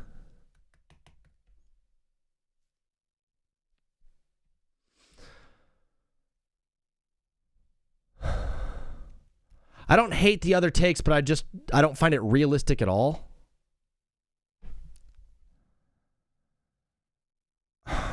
I don't know what you want with me. You could go to another live, bro. When the Hawks go 0-2, will it change? I know I'm not changing my predictions. These were my predictions at the beginning of the series. I'm a man of my word. I'm not changing them throughout the entire series. So I'm going to sit here and be wrong, or I'm going to sit here and be like, oh, it was kind of close. What's up, Goku? How come only Cavs winning in 4? I made these predictions at the beginning of the playoffs, Nathan, and I don't think the Raptors are a very good basketball team. I think the Cavs, low-key, are probably the best team in the East. In fact, I do have the Cavaliers winning the East and going on to win the NBA Finals. The Cavs played a basketball game that I was like, top to bottom, this was a fantastic game. And against better competition than the Suns or the Celtics did, in my opinion. Cavs sweep. Cavs going to Eastern Conference Finals. Raptors too young. I don't think Brandon Ingram is too young. He's the heart and soul of that team. I don't think RJ Barrett is too young. I don't think the Raptors, I don't think that's their problem. TikTok. Bro, just watch the NBA. You think T-Wolves can catch a win today? Yeah, I definitely think they can. The T-Wolves have been good against the Nuggets all season. I don't think this is going to end up in a sweep. Can it go back to Minnesota 1-1? Absolutely. The whole, Shams announcing today that Anthony Edwards does have running knee is, slightly worrisome, because usually you do, a drop like that when you need an excuse built into why he doesn't play well tonight. So the fans aren't like, oh, dude, why did he only have 17 points? Oh, he had runner's knee. Shams let us know. Ingram carried so hard last game and still to lose. Yeah, you're right, Nathan. Ahmed said you actually don't know ball. Worst takes I've ever heard. Hawks, hell no. Knicks sweeping. Knicks winning. Guys, yeah.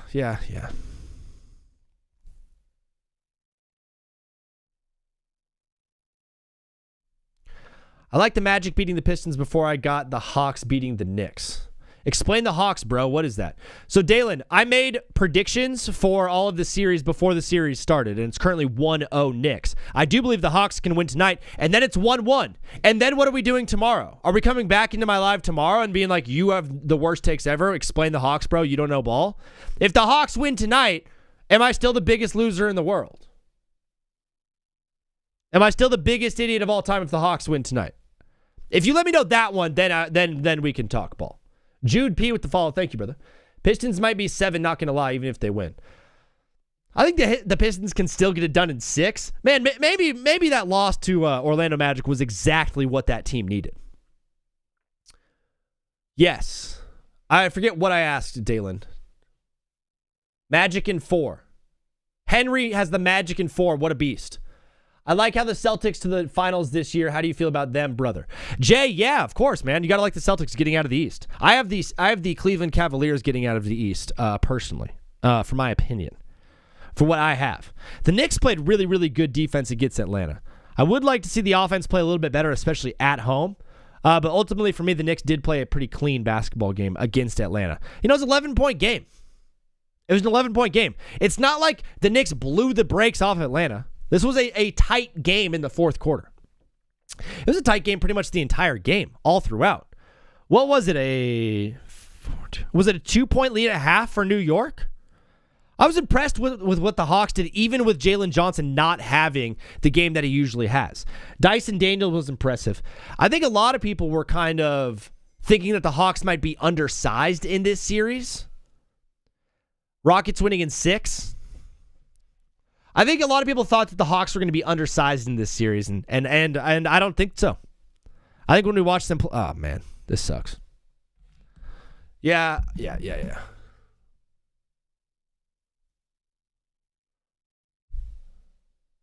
Still think Pistons are winning? Tristan, yeah, probably, man.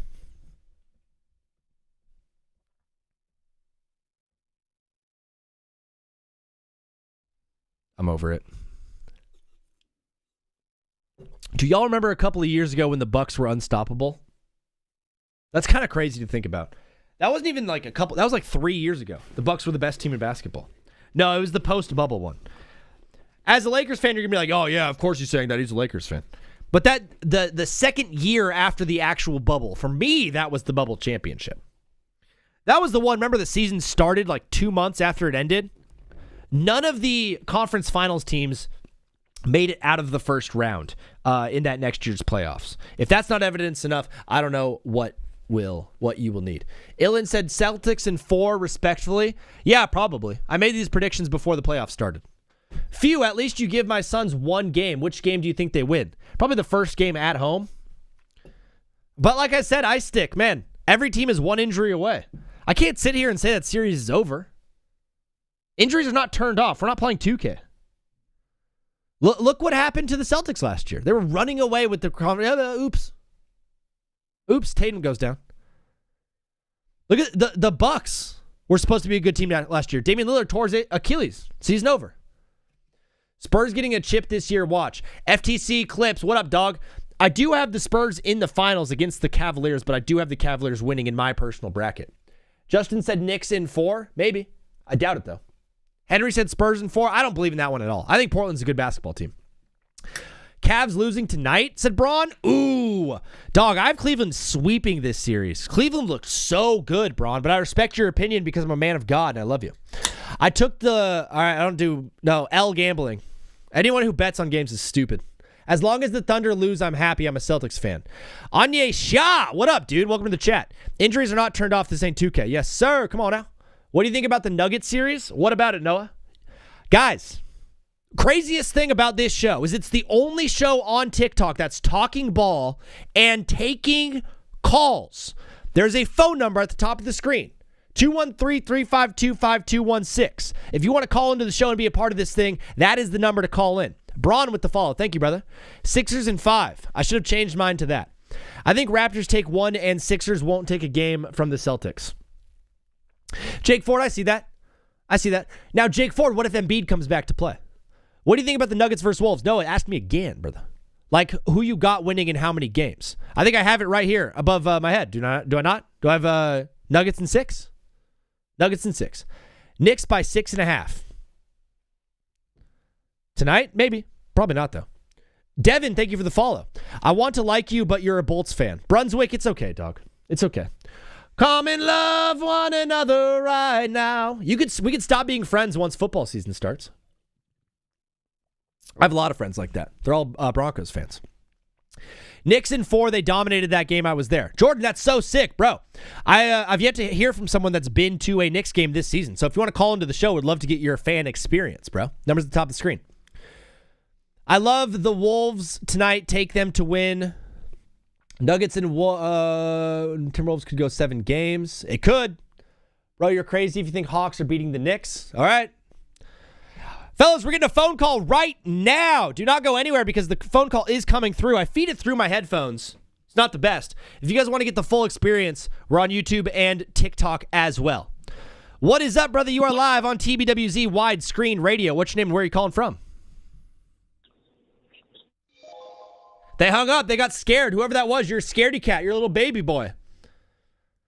Suns ain't winning a single game respectively. I think they can. Why not? At home? Phoenix crowd?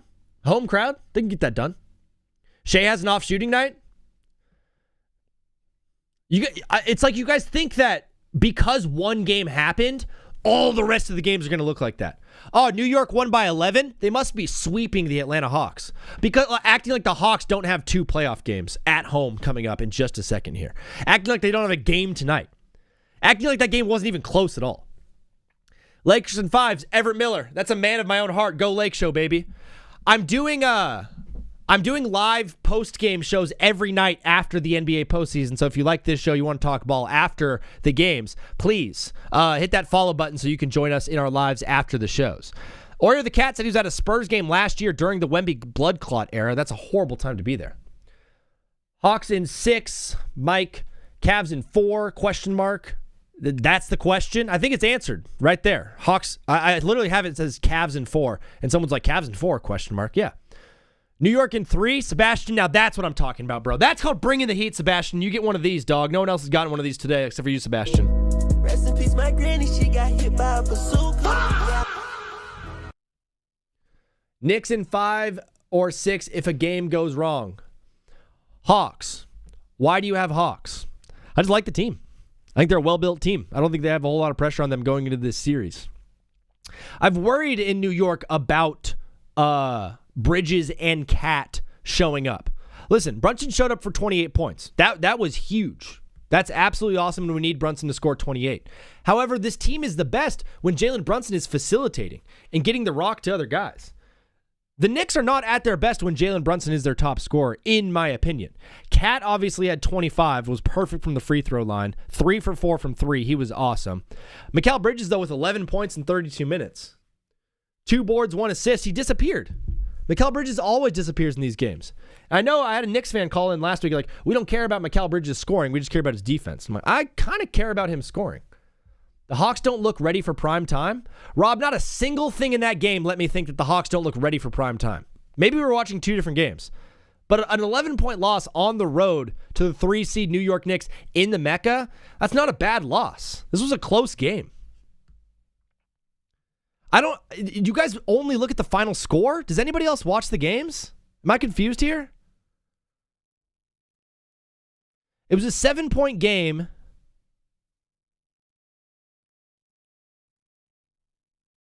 The Knicks ran away with it. Once Atlanta hit 87, it was pretty much a runaway train at that point. But this was a 6-point game in the fourth quarter. This was not a runaway, like, absolute blowout. You really think Suns win a game? Yeah, why not? Celtics sweep. Do you think if Embiid comes back, the Celtics still sweep? I've been interested in that. I watched the game.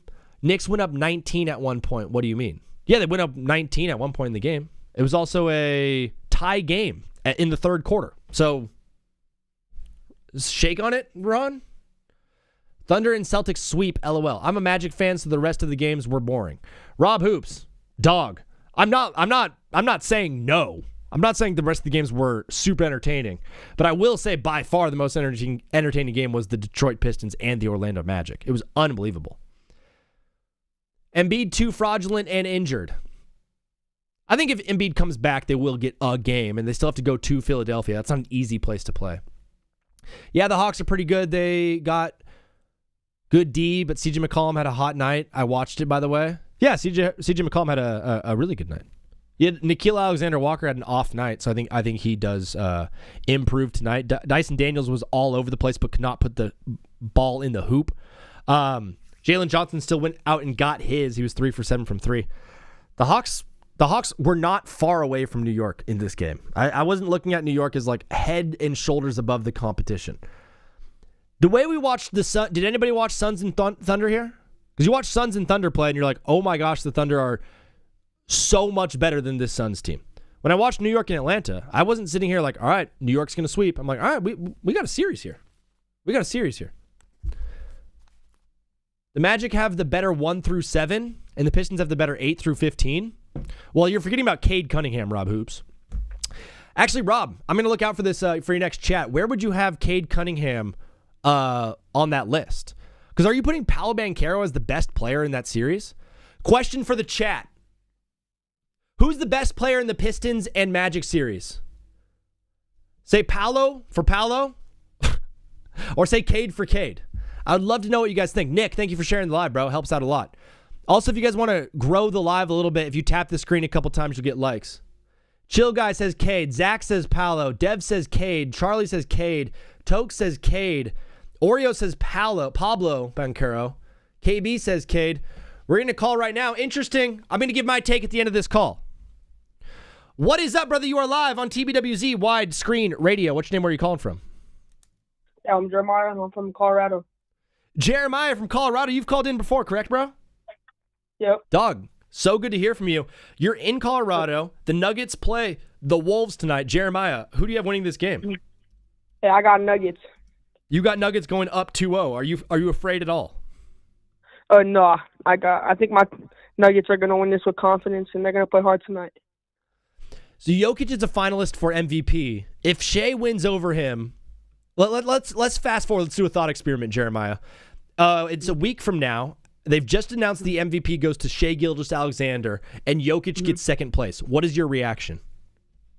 I feel like it's just rigged. Like, no, I feel like they might just be racist, like they're like Serbians or something. Because like he earned it. He earned it last year, and this year I feel like the NBA is racist to white people. Yeah, for like that's my opinion. That's what I feel like.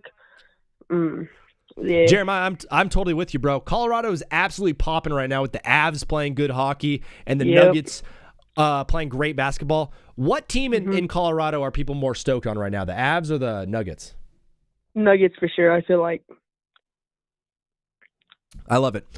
Great insight. Brother, a bunch of people are absolutely frying me to the oblivion for thinking that the Hawks could still win this Knicks series. Am I the biggest idiot in the world, or do I have something cooking here? I think you have something cooking. If I think the Hawks couldn't have a chance, yeah. Dude, Jeremiah, you're the absolute man. Thank you for following along. We're doing NBA post-game shows. I know you've been a part of those. So, man, hit that follow on Twitch so you get notified when we're live, brother. And we'll keep it rolling. Thanks, dog. All right, man. Have a good one. Peace. What is up, brother? You are live on TBWZ Widescreen Radio. What's your name? Where are you calling from? I'm calling from New York. Nice. What's your name, brother? Dayyan. Can I just call you Day? Yeah, you can call me Day. Yeah. Day from New York, my guy, brother. How are you doing today? How's New York treating you? I'm doing good. Yeah.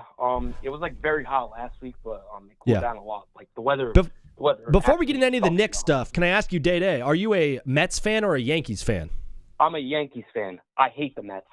Bro, the Mets are absolutely terrible. It's so funny. Yeah, I'll be honest. Lindor, I have him in fantasy baseball. He's absolutely like a terrorist right now. Yeah. That like just genuinely so bad. I don't know. He's horrible. Fantasy baseball absolutely rules, but we could talk about that when summertime happens and the NBA is over. Day, I'm sure you're going to talk about the Knicks. Let me have it, bro, but keep it clean. Yeah. So, I'm sorry if my comments sound like coming at you like just like rude at all. Like I didn't mean it like in a rude way because you're definitely a nice guy, but you, I just don't see like a world where the Knicks lose. Like I'm not even trying to be biased. Like before the series started, I even said Atlanta was probably going to win like 2 games. But like after today, I don't know if they're going to win a single game at MSG. I think they'll win probably 1 at home, but then realistically, I think the Knicks should win this one in 5. But I know everybody has different opinions, so I mean, I definitely could see why you're saying the Hawks win because the Knicks have looked like bad in some stretches during the season, so I could definitely see why you're saying that. I think it might just also be a result of me thinking that the Knicks team last year was better than this Knicks team this year. Is that crazy? It's kind of, but it's kind of not because I feel like that just they just had a different brand of basketball under Thibodeau than they do this year under Mike Brown. No, I agree. There were more defensive oriented last year, but I just think this year, like Cat, like I know he's not shooting as much necessarily, but in my opinion, he's playing I like the way he's playing better this year, like as of late, than definitely some part of last year. Because it would just be he would be completely hit or miss. Now most of the games I feel like he's definitely hit and just yeah.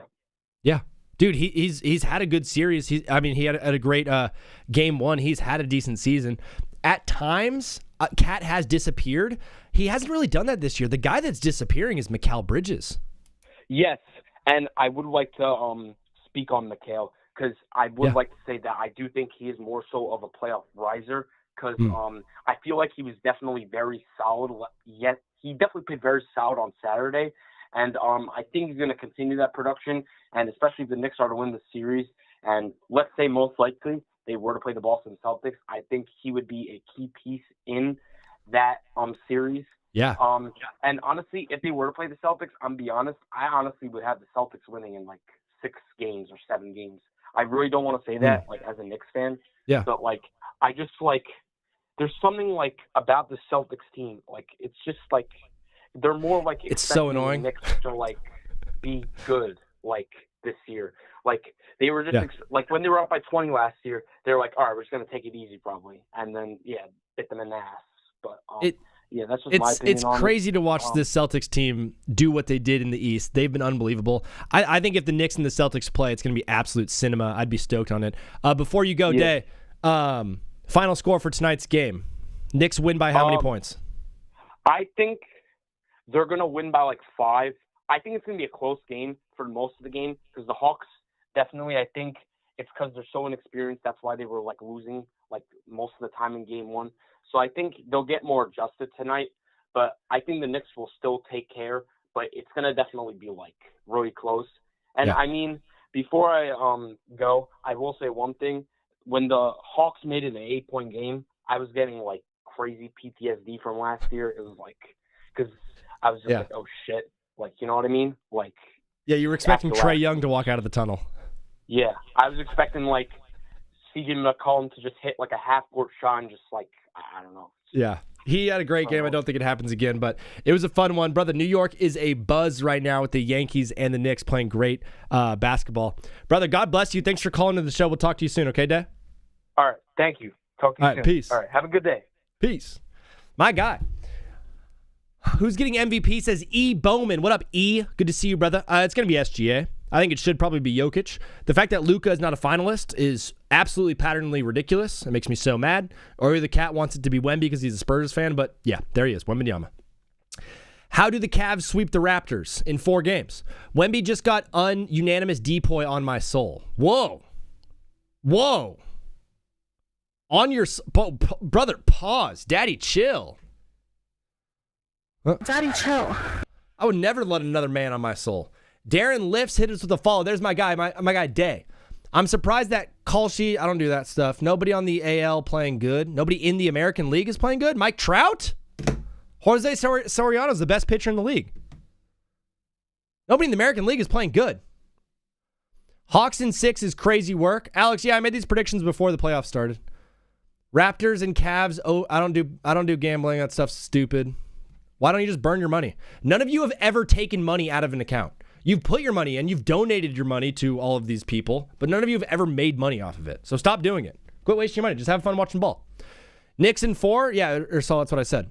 Lakers not going 7. Are you mad? KJ, I'm a Lakers fan. Which way should I have gone? I'm sorry. Quickly is out injured. Oh, officially?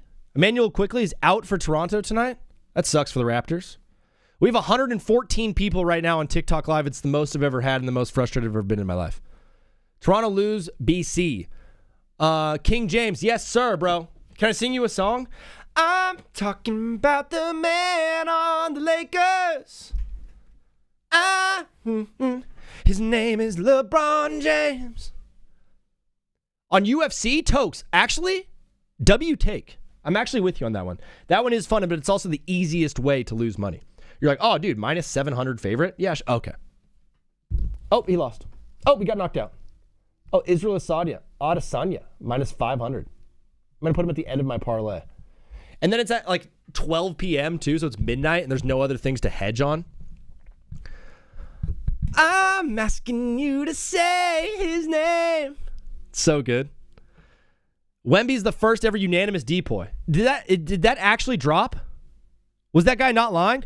Guys, oh my gosh, breaking news. Breaking news. Victor Wembanyama, first career Defensive Player of the Year. Unanimous! Here's the story from ESPN. Michael C. Wright reports San Antonio Spurs star Victor Wembanyama, just before fellow Frenchman Rudy Gobert won depoy the 4th time at the end of Wembanyama's rookie season. What are we talking about? Wembanyama becomes the youngest depoy winner of all time at 22 years old. He's also San Antonio's first depoy winner since Kawhi Leonard. Everyone forgets that Kawhi Leonard was a Spur. Some of you weren't even alive when Kawhi Leonard was a Spur. It took a year longer than Wembanyama expected to win his first depoy due to ineligibility for awards last season because he had bad blood. Stinky bad blood. Now it appears Wembanyama's time to start bringing in some hardware. Now here's a question for you guys. Here's a question for the chat. This is a simple number answer, okay? Simple number answer. Tokes, that is my one piece of advice. If you're going to spend money on games, just do singles. Do not mix them together in a lay. That is, Vegas was built on parlays and teasers, fellas. Seriously, bro. Take single plays. Oreo is alive. I'm alive! Number answer in the chat. Here we go. For the next 1 minute, I'm taking answers. I'm doing a poll. How many consecutive years does Victor Wembanyama win depoy? And before you answer, this is in consecutive years that he plays 65 games. So if he qualifies, if he plays 65, how many years in a row will Wemby win depoy? He's 22 years old. 6. There it is. That's the correct answer. Neil said it. 57 years. Congrats, Neil. You were the winner. Good job, Neil. You got it, brother.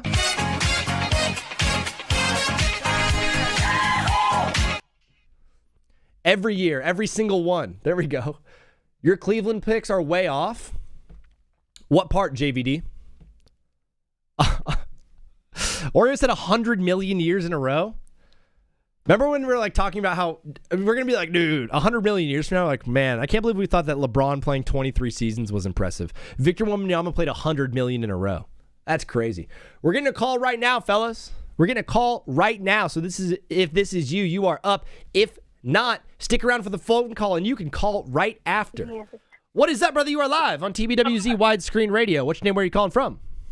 My name is Carter, and I'm from Syracuse, New York.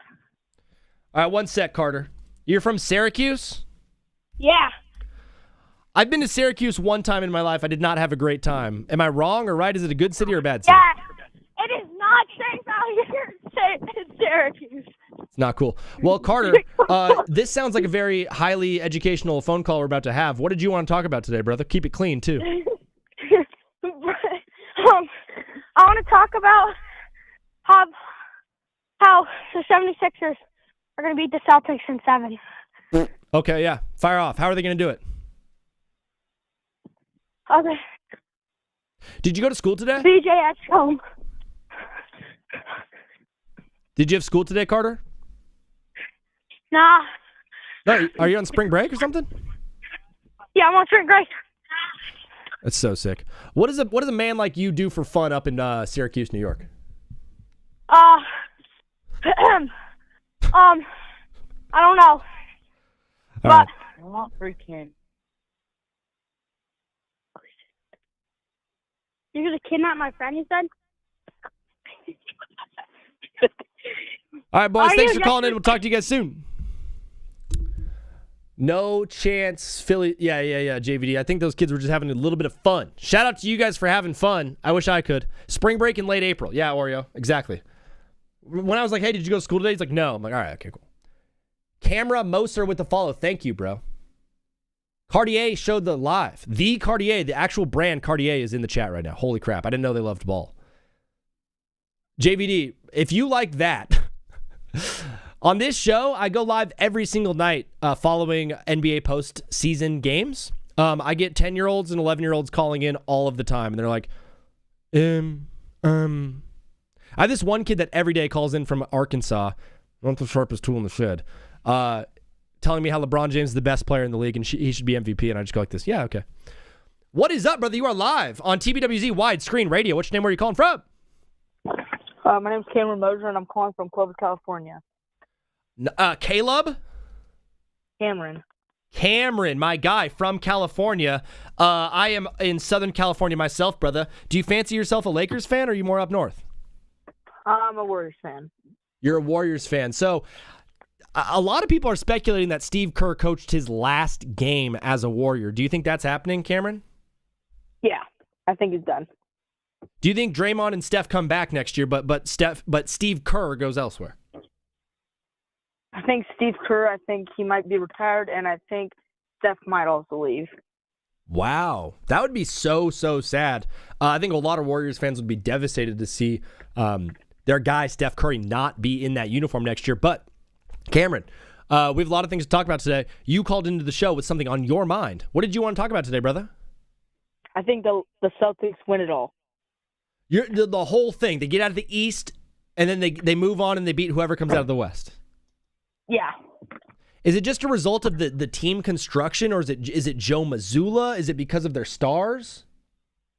I think it's because of their stars. Like, you have a guy like Jason Tatum coming off of a torn Achilles doing that. I think that's just, yeah. Do you want to hear a crazy stat? So they're playing Philadelphia right now. In 2016, Philly drafted Ben Simmons #1 overall. And in 2017, they drafted Markelle Fultz #1 overall. Both of those years, the Celtics drafted Jaylen Brown 3rd, and they drafted Jason Tatum 3rd.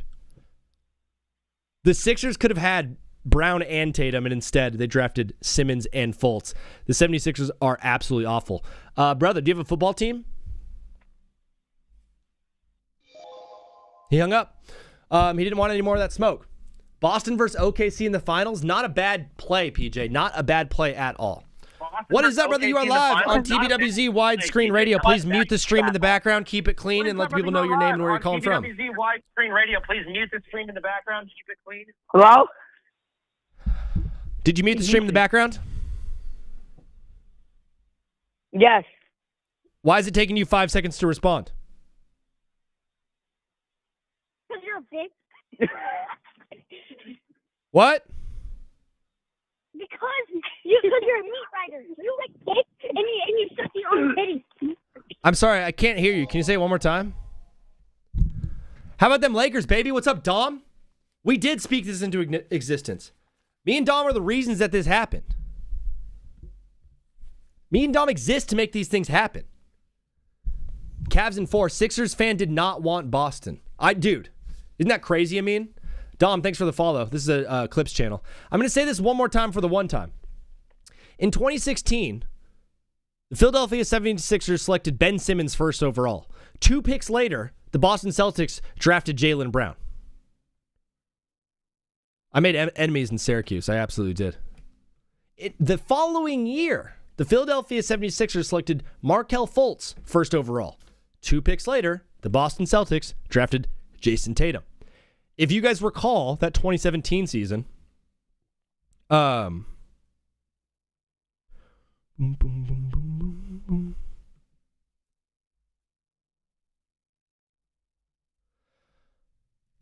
Celtics had that first overall pick. The Celtics had that first overall pick. And instead of using it, they knew that Sixers wanted Markelle Fultz. And they knew that he was not the guy. They said, hey, Philly, you want to complete the process? Take our pick. You could take number 1. We'll trade back to 3. And at 3, they got Jason Tatum, while the Sixers ended up with Markelle Fultz. Jason Tatum and Jaylen Brown scored, 51 points against the Sixers in their game yesterday.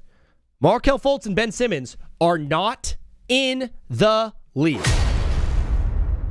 I would like to also add, though, for all my Lakers fans in there, the Lakers did have the second overall pick both of those seasons, and they drafted Brandon Ingram and LaMelo Ball. And now I know you're going to be like, oh, dude, but those guys aren't on the Lakers anymore. Why are you not making fun of them?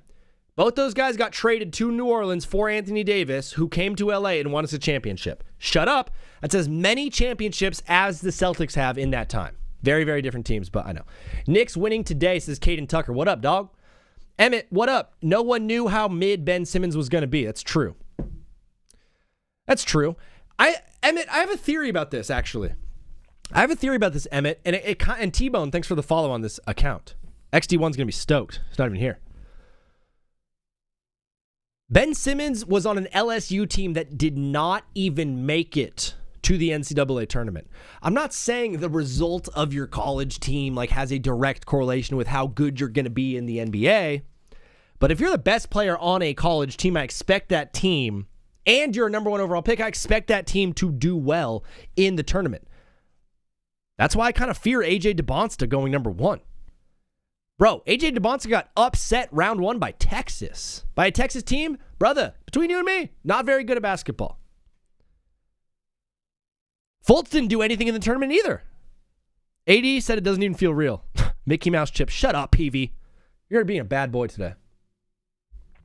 I know you lying, Knicks in 4. They ain't winning game 1. What up, Jay? They ain't winning game 1. Game 1 already happened, bro. These were my predictions at the beginning of the thing. Darren Peterson's the truth. Caden Tucker, what up, dog?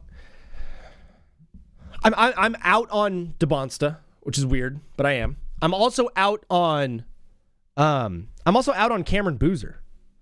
Dude, this is gonna sound horrible. For me, at the beginning of the year, I was saying that the Cameron Boozer ceiling is like Paolo Banchero. And that was before Paolo Banchero did what he's doing now. Pablo Banchero. He's Latino. He had 35 and Texas made the Sweet 16. Yeah, Warren J, I'm wrong. I'm dead wrong. You're right. Still, I feel like if you have the guy, you should win that game. I don't know. 35 was a good game. I watched it. If you're the number 1 overall pick, though, dude, I'm like, your team should get past round 1. I don't know. Maybe that's just so stupid. And it might be. BYU had like 4 season-ending injuries, so it's not his fault. Yeah, I mean, we do that whole it's not his fault thing.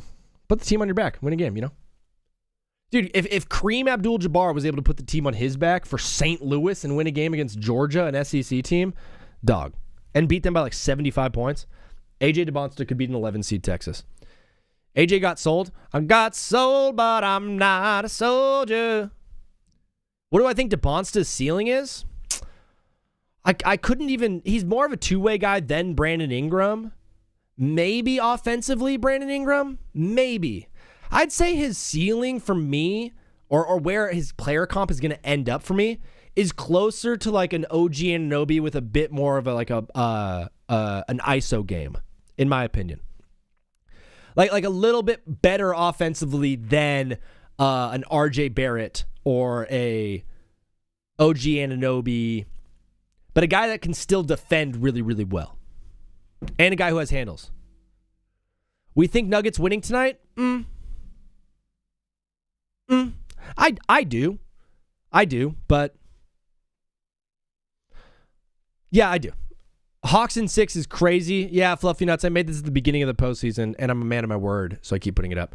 Peterson is best player in this class if healthy. Yeah. I don't know. I still think it's Caleb Wilson. Paul Pierce is his ceiling. That's actually pretty good, Warren J. Early Paul Pierce too.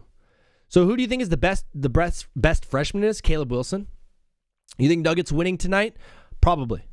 Hawks win today. Israel, I'm with you on the Hawks winning today. I think they take this one and it goes back to Atlanta 1-1. I would love to see that happen too because I've been getting absolutely roasted all day. AJ comp Paul Pierce, didn't you just say that, Warren? It's an underdog day today. Tyler Gowland. That's a nice last name, dude. Gowland is a nice last name. I have a bad last name. I have a bad last name. Hey, ESPN has a countdown right now to the NBA draft. 73 hours and 22 minutes. Who's asking for that? Who's asking for a countdown to the draft? All the NBA draft people, listen, I understand like you miss football and you want football. I do too, bro. I want football to be here just as bad as you do. But I'm just not sitting here going to like watch the NBA draft instead of NBA postseason basketball or NHL postseason for that matter. The people who are like, bro, gotta lock in on the draft. Hey, shut up, dude. You have no idea what that player is going to actually be like. The draft doesn't matter at all. I call it on Lakers if only Luke to clutch up the game, and he did. Chris Brown is in the chat. Chris Brown just hit us with a follow. Chris Brown, you're a good guy. You get one of these, dog. Rest in peace, my granny. She got hit by Hawks in 6 is a joke. You're right. Did you laugh? Fake one. No. You're the real Chris Brown. The real Chris Brown is in the chat, guys. Dap him up. NBA draft. Did I say NBA? I meant NFL draft. Dude, the NBA lottery announcement is a bigger deal than the actual NFL draft. Who cares about the draft? Bro, once the draft is over, everyone's like, oh, can't wait to see my team grades. That's what everyone's doing with the NFL draft. Is they're just like, can't wait to see my team grades. And then their team gets a D, and they're like, this guy doesn't know anything. Oh, okay, then what do you want? Magic and 4, go Sonics. Go Sonics, okay. I hope T-Wolves beat the Nuggets just because I'm a hater, low-key. Don't hate, appreciate. Love ball. What is up, brother? You are live on TBWZ Widescreen Radio. Is this my friend, my homie? Not too sure. Oh, brother, what's up, dog? What's your name? Where are you calling from? Carlos from New Jersey. Dog, I'm so sorry. I thought it was a different Carlos because I saw some caller ID. But, brother, please, how are you doing today, bro? Please keep it clean on this stream. And you called into the show. What's your hot take, dog? It's not really much of a hot take because they already won the first game.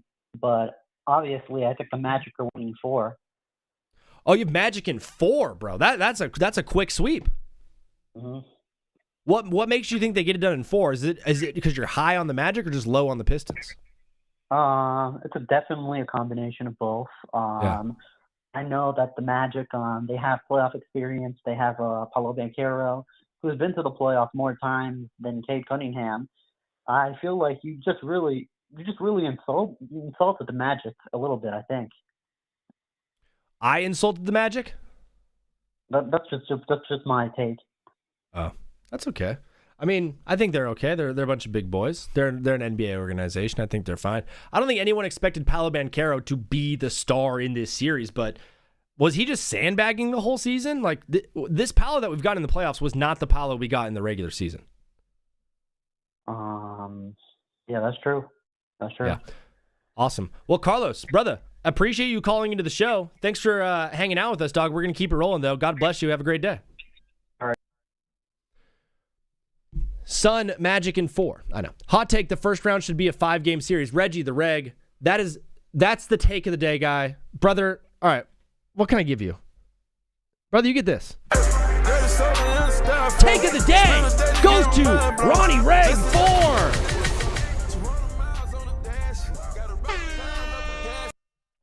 Shout out to Ronnie Reg. I'm with you, dude. I'm 100% with you, Ron Reg. Rob Hoops, thanks for the follow.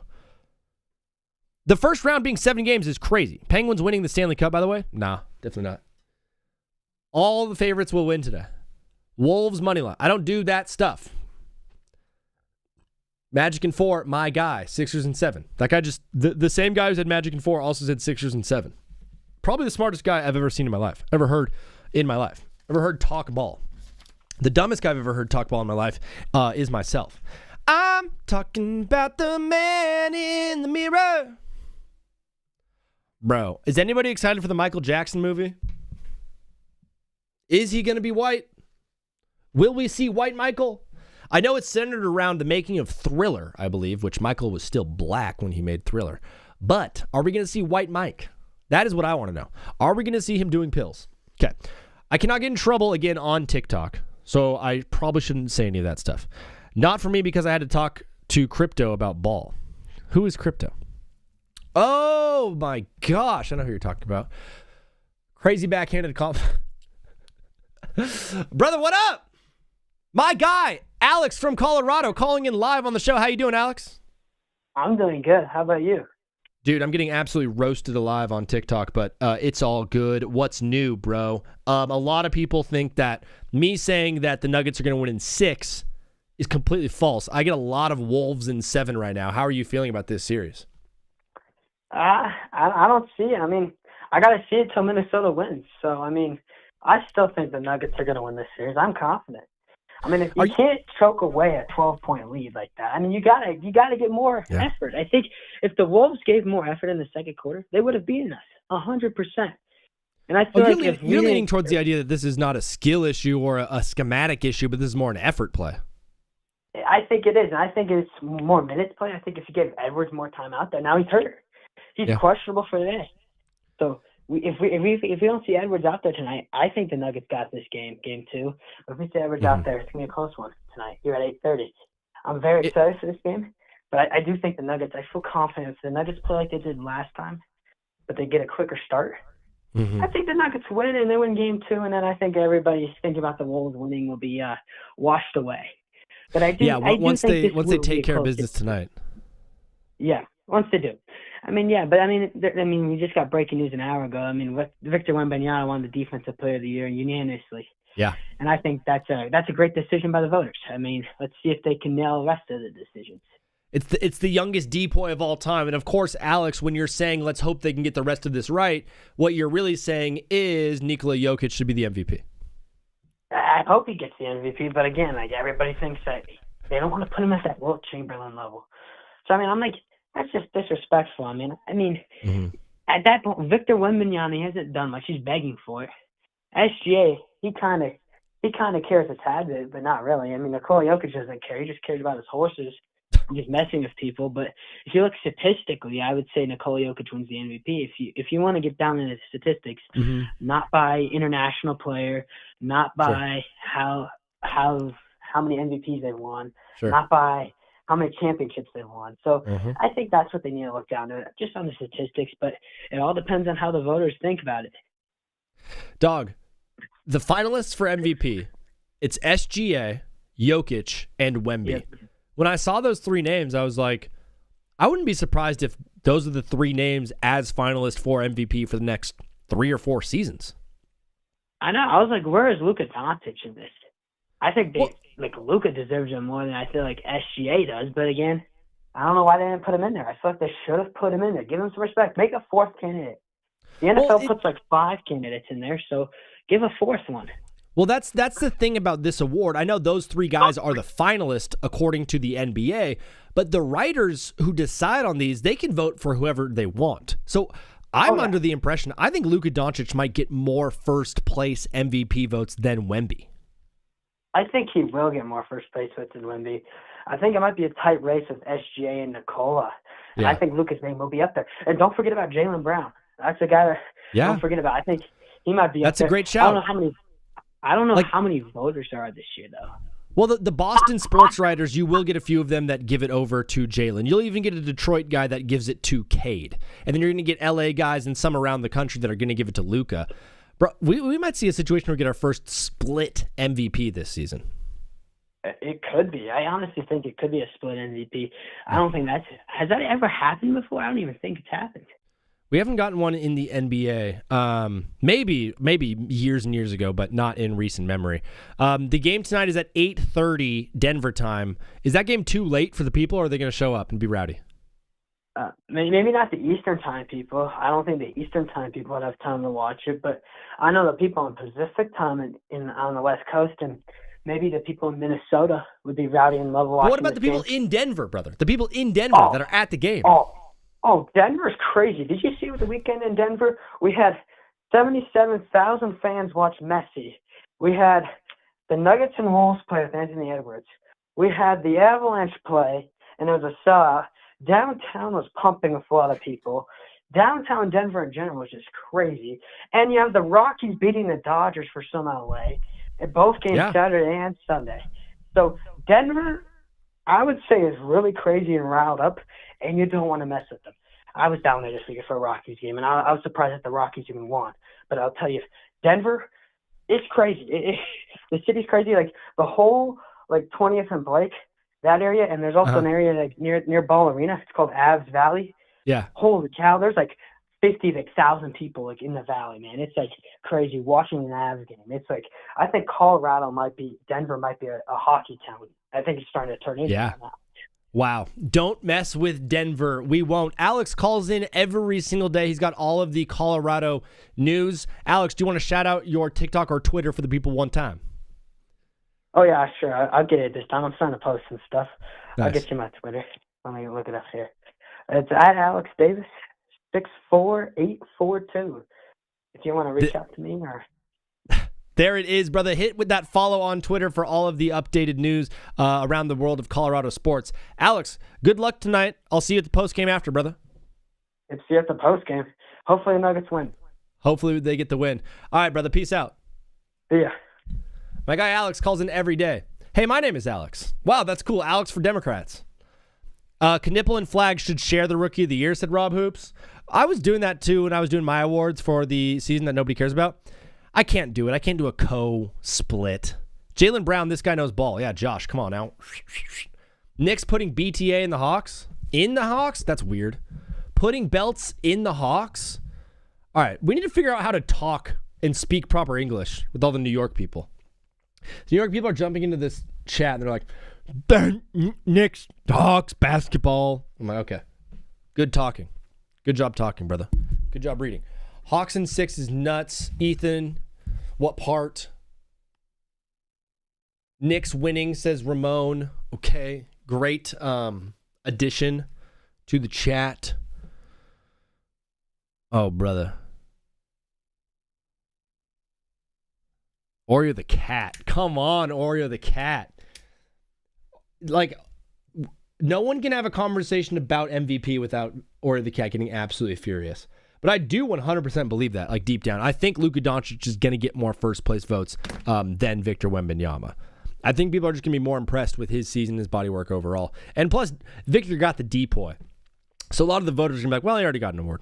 Also, who's voting on all this? Bill Simmons votes. If Bill Simmons gets a vote, I get a vote. Thunder in 4, brother. Okay? I mean, Knicks have one game win. I don't know what you're saying, Ethan.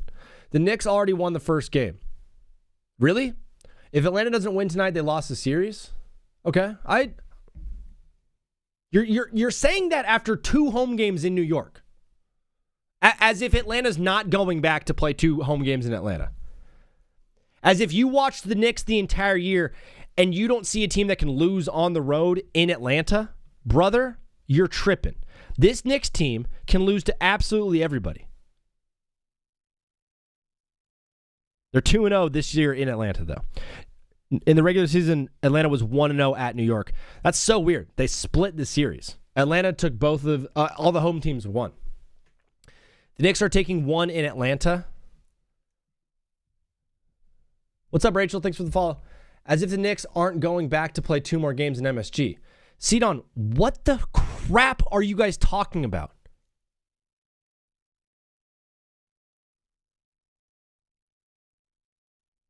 I'm so confused. I said they're like, Knicks are sweeping. And I'm like, well, there's 2 home games for Atlanta coming up. There's 2 home games. So you're going to have 2 home games in New York, and then Atlanta's going to play 2 home games. And in front of their home crowd, they're going to play some pretty good basketball. And then they're like, yeah, but then it's coming back to New York. Yeah, that's how series work. That's how basketball works. Oh my gosh. What's up, brother? How are you? You're calling in live on TBWZ. What's your name? Where are you calling from? The home of the worst team.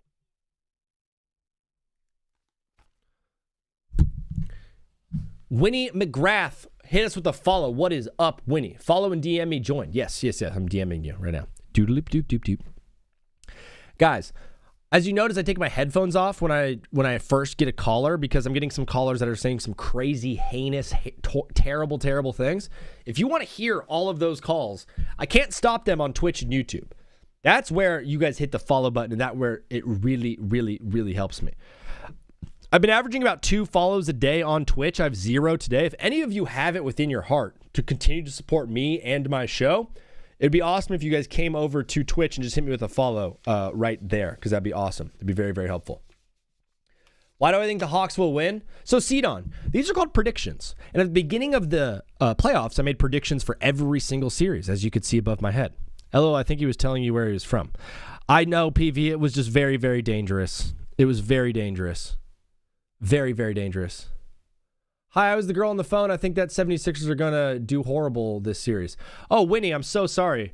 I hung up on you thinking that you were going to say some crazy stuff. And, yeah, the 76ers are going to be bad. At the beginning of the series, I thought the Hawks would win, and I still think they do have a chance to win. If they win tonight, it's 1-1, bro. We're split up. We're splitskis. And it's going back to Atlanta. If it goes back to Atlanta 1-1, are you shocked if it goes back to New York 3-1? I'd be surprised. But I wouldn't be blown away. Like, we could easily see a Hawks win tonight, 2 home wins for the Hawks, and this thing coming back to New York with the Knicks down 3-1. Then what? Hey, you've thought I was a Celtics fan. I would never be a Celtics fan, but also, what's your opinion? Okay. Winnie, you are off the rails right now. I absolutely love it. Are you a Hawks fan, Cedon? I'm a Lakers fan, brother. I'm just a fan of ball. I watched this New York team play a lot, and they lost a lot of dumb games. They're really inconsistent. Consistency was not a word I would have used to describe the New York Knicks this season. It's a team that can beat the best teams in the league, except for Detroit. They were 0-4 against Detroit, if you remember correctly. A team that just lost to the Magic at home. But they can also lose to anybody in the league. The Knicks were not a consistent basketball team game in and game out. I don't know what... Last time they played, we got Brunson. We got the Brunson game. 28. Cat had an efficient game. Mikal Bridges disappeared. I don't know what team we're going to get tonight. I never know what team we're going to get with the Knicks. The whole, like, our bench is so deep is such a blessing, but it's also such a curse. Because I don't know who's going to be the guy that comes in. I think it takes Mike Brown a couple of rotations to be able to figure out, all right, what are we doing in the second half here? You don't know who's going to show up for New York. If all the guys show up, yeah, they're going to sweep. But that's every single series. If every guy for every team shows up in every game for the favorites, they're going to win the series. They're going to sweep. That doesn't happen in basketball, though. These are the playoffs. You don't think the Raptors steal at least 1? Andrew, Toronto is a tough place to play. I think they could get at least 1. Yeah, I hear you, though, but I personally don't, but I hear you. No shot, Lakers win or Hawks. Dang, 904, you seem like a cool guy to hang out with. Blake golfs? I bet you're really good. I don't like guys who golf. I'm out on guys who golf. I don't like guys. Drew Miller with the follow. Thanks, bro. Soro said I got Spurs winning it all. Oh, no, Chewy said that. Yeah. Everyone is better than Brunson till it's time to be better than Brunson. Yeah, true. Soro, I just don't want Brunson being like the only option scoring late in the games, because that's happened too in New York this season, where no one else is hitting shots except for Jalen Brunson, and when you double him, no one else is doing anything. The Knicks are at their best when Brunson is facilitating. I'm pretty sure if Brunson has 10 assists, the Knicks win the game. So that's what I would look out for most as a Knicks fan. Is Brunson facilitating the rock? And the Lakers are consistent. Did I say the Lakers are consistent, Ramon? When did I say that? Also, when have they been inconsistent? Ramon, please. I'm not gonna stop. Knicks are better than the Lakers. Ramon, you're moving the goalpost. You're having a different conversation. Ramon, brother, let's use some deductive reasoning here, my guy. We're having an argument, a debate about if the Knicks or Hawks, if the Hawks are going to win the series. And then your rationale, Ramon, was the Knicks are better than the Lakers. Hey, brother, so we're going to just talk right now about a thing, right? Where both people have points from each side, and we come together. It's called a debate. It's called an argument. It's called dissertation. You have now decided to go to Planet X. You've blasted off to a different spaceship. You're running so far away from the actual conversation. You're just like, Knicks are better than the Lakers. We're not talking about that. They're also not. The Magic also beat Detroit in the Emirates Cup tournament. Rob Hoops, shout out to the Emirates. Thank you for naming the sponsor, too. 53-29 and not consistent. What?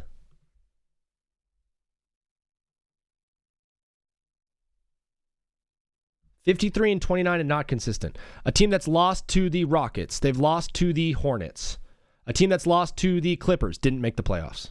Do you want me just to go through all the non-playoff teams that New York has lost to? That guy is scrambling. Yeah, he's totally scrambling. He's like, wait, what's the Knicks record? Oh, that's my argument. Lakers in 6, I think. Seed on. I love you, brother. Go Lake Show. Knicks clear. Magic in 7 is goofball. I don't have Magic in 7. Oh, you have Magic in 7. Yeah, these were my predictions before the series started. I do still think the Pistons can win this one. Hawks in 6. What are we doing? These are called predictions, Anthony. It's when someone guesses what's going to happen before the thing actually happens. My name is Zach. Hello. I'm the host of Take Back with Zach. TBWZ, widescreen radio. It's the first sports radio show live stream ever made. I talk ball and I take calls. Every Monday, Wednesday, and Friday from 1 to 4 p.m. And then every single night after postseason games during the NBA playoffs. So tonight, after all of the games, I'm going to go live the second half of the final game. So probably 9 p.m. Eastern, maybe 12 midnight over on the East Coast. I'm sorry for the East Coasters, but this is your main show. Like I said, I'll be going live tonight and every night of the postseason. So if you liked this, you're going to love the postgame show. We keep it loose. I don't really have as many notes. I mainly speak off the chest, off the dome, kind of keep it fresh. It's more like a freestyle, and it's mainly there for the people, for the fans, to call into the show and be a part of the discussion. I believe it was 11 last night. Yeah. Last night was a little bit earlier because the game, Sunday and Saturday schedule is a little bit earlier. The games are moved up, but since they're moved back today for the 7:30, they're not. Whoever the 808 number is, I'm so sorry, brother. The show is ending. I absolutely love you. Guys on TikTok, thanks for hanging out. This is not my actual TikTok. My main TikTok is Take Back with Zach. If you had fun here and if you enjoyed that, please head over to my main TikTok and follow Take Back with Zach. It really helps me grow the show. Also, if you guys want to watch tonight's post-game show, the best place to do that is YouTube and Twitch. It's Take Back with Zach on every single social platform. If you hit the follow on Twitch, you will get a notification when I go live. If you subscribe on YouTube, you will also get a notification when I go live there. But please, fellas, I want to just take a moment to pray for you guys. I absolutely love you guys. Dear God, please bless all the people that are in this live. Whatever they're dealing with, whatever hardships they're facing, I hope that today just made their day a little bit better. Lord Jesus, as always, thank you for ball. Thank you, Jesus. Guys, love you so much. If you want to join the show, please hit follow Take Back with Zach. Amen, fellas. Go Knicks. Ramon, sorry about the hostility, but love you, brother. Much love. Peace.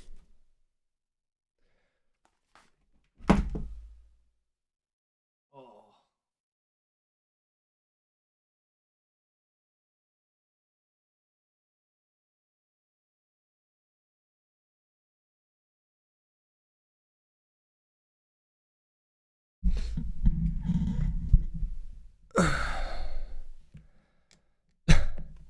up, Gliz? Am I streaming the NFL draft? No, I'm not a big draft guy. Not a big fan of the draft. I don't know. Round 1 is like kind of cool. The draft is only cool if you have a bad team. That's the only time the draft is cool, is if your team stinks. If you're drafting a quarterback or something, like that's kind of sick, but for the most part, that's crazy. For the most part, no, I'm not a big fan of the draft. Yeah, it's for the bottom feeders, Gliz. We're Chargers fans, bro. We're Chargers fans. Who are we going to get in the draft? Our team is already good enough. The Chargers have a Super Bowl ready team. I'll die on that sword. Yeah, like Oreo's team. Oreo's is like, oh, I wonder if we're going to get a quarterback. Aaron Rodgers has not decided on a thing. Aaron Rodgers is being such a bad boy. I just need him to make a decision. I need him to choose. I'm going to go run 3 miles. I'm going to go run 3 miles probably and then come back for tonight's post-game show.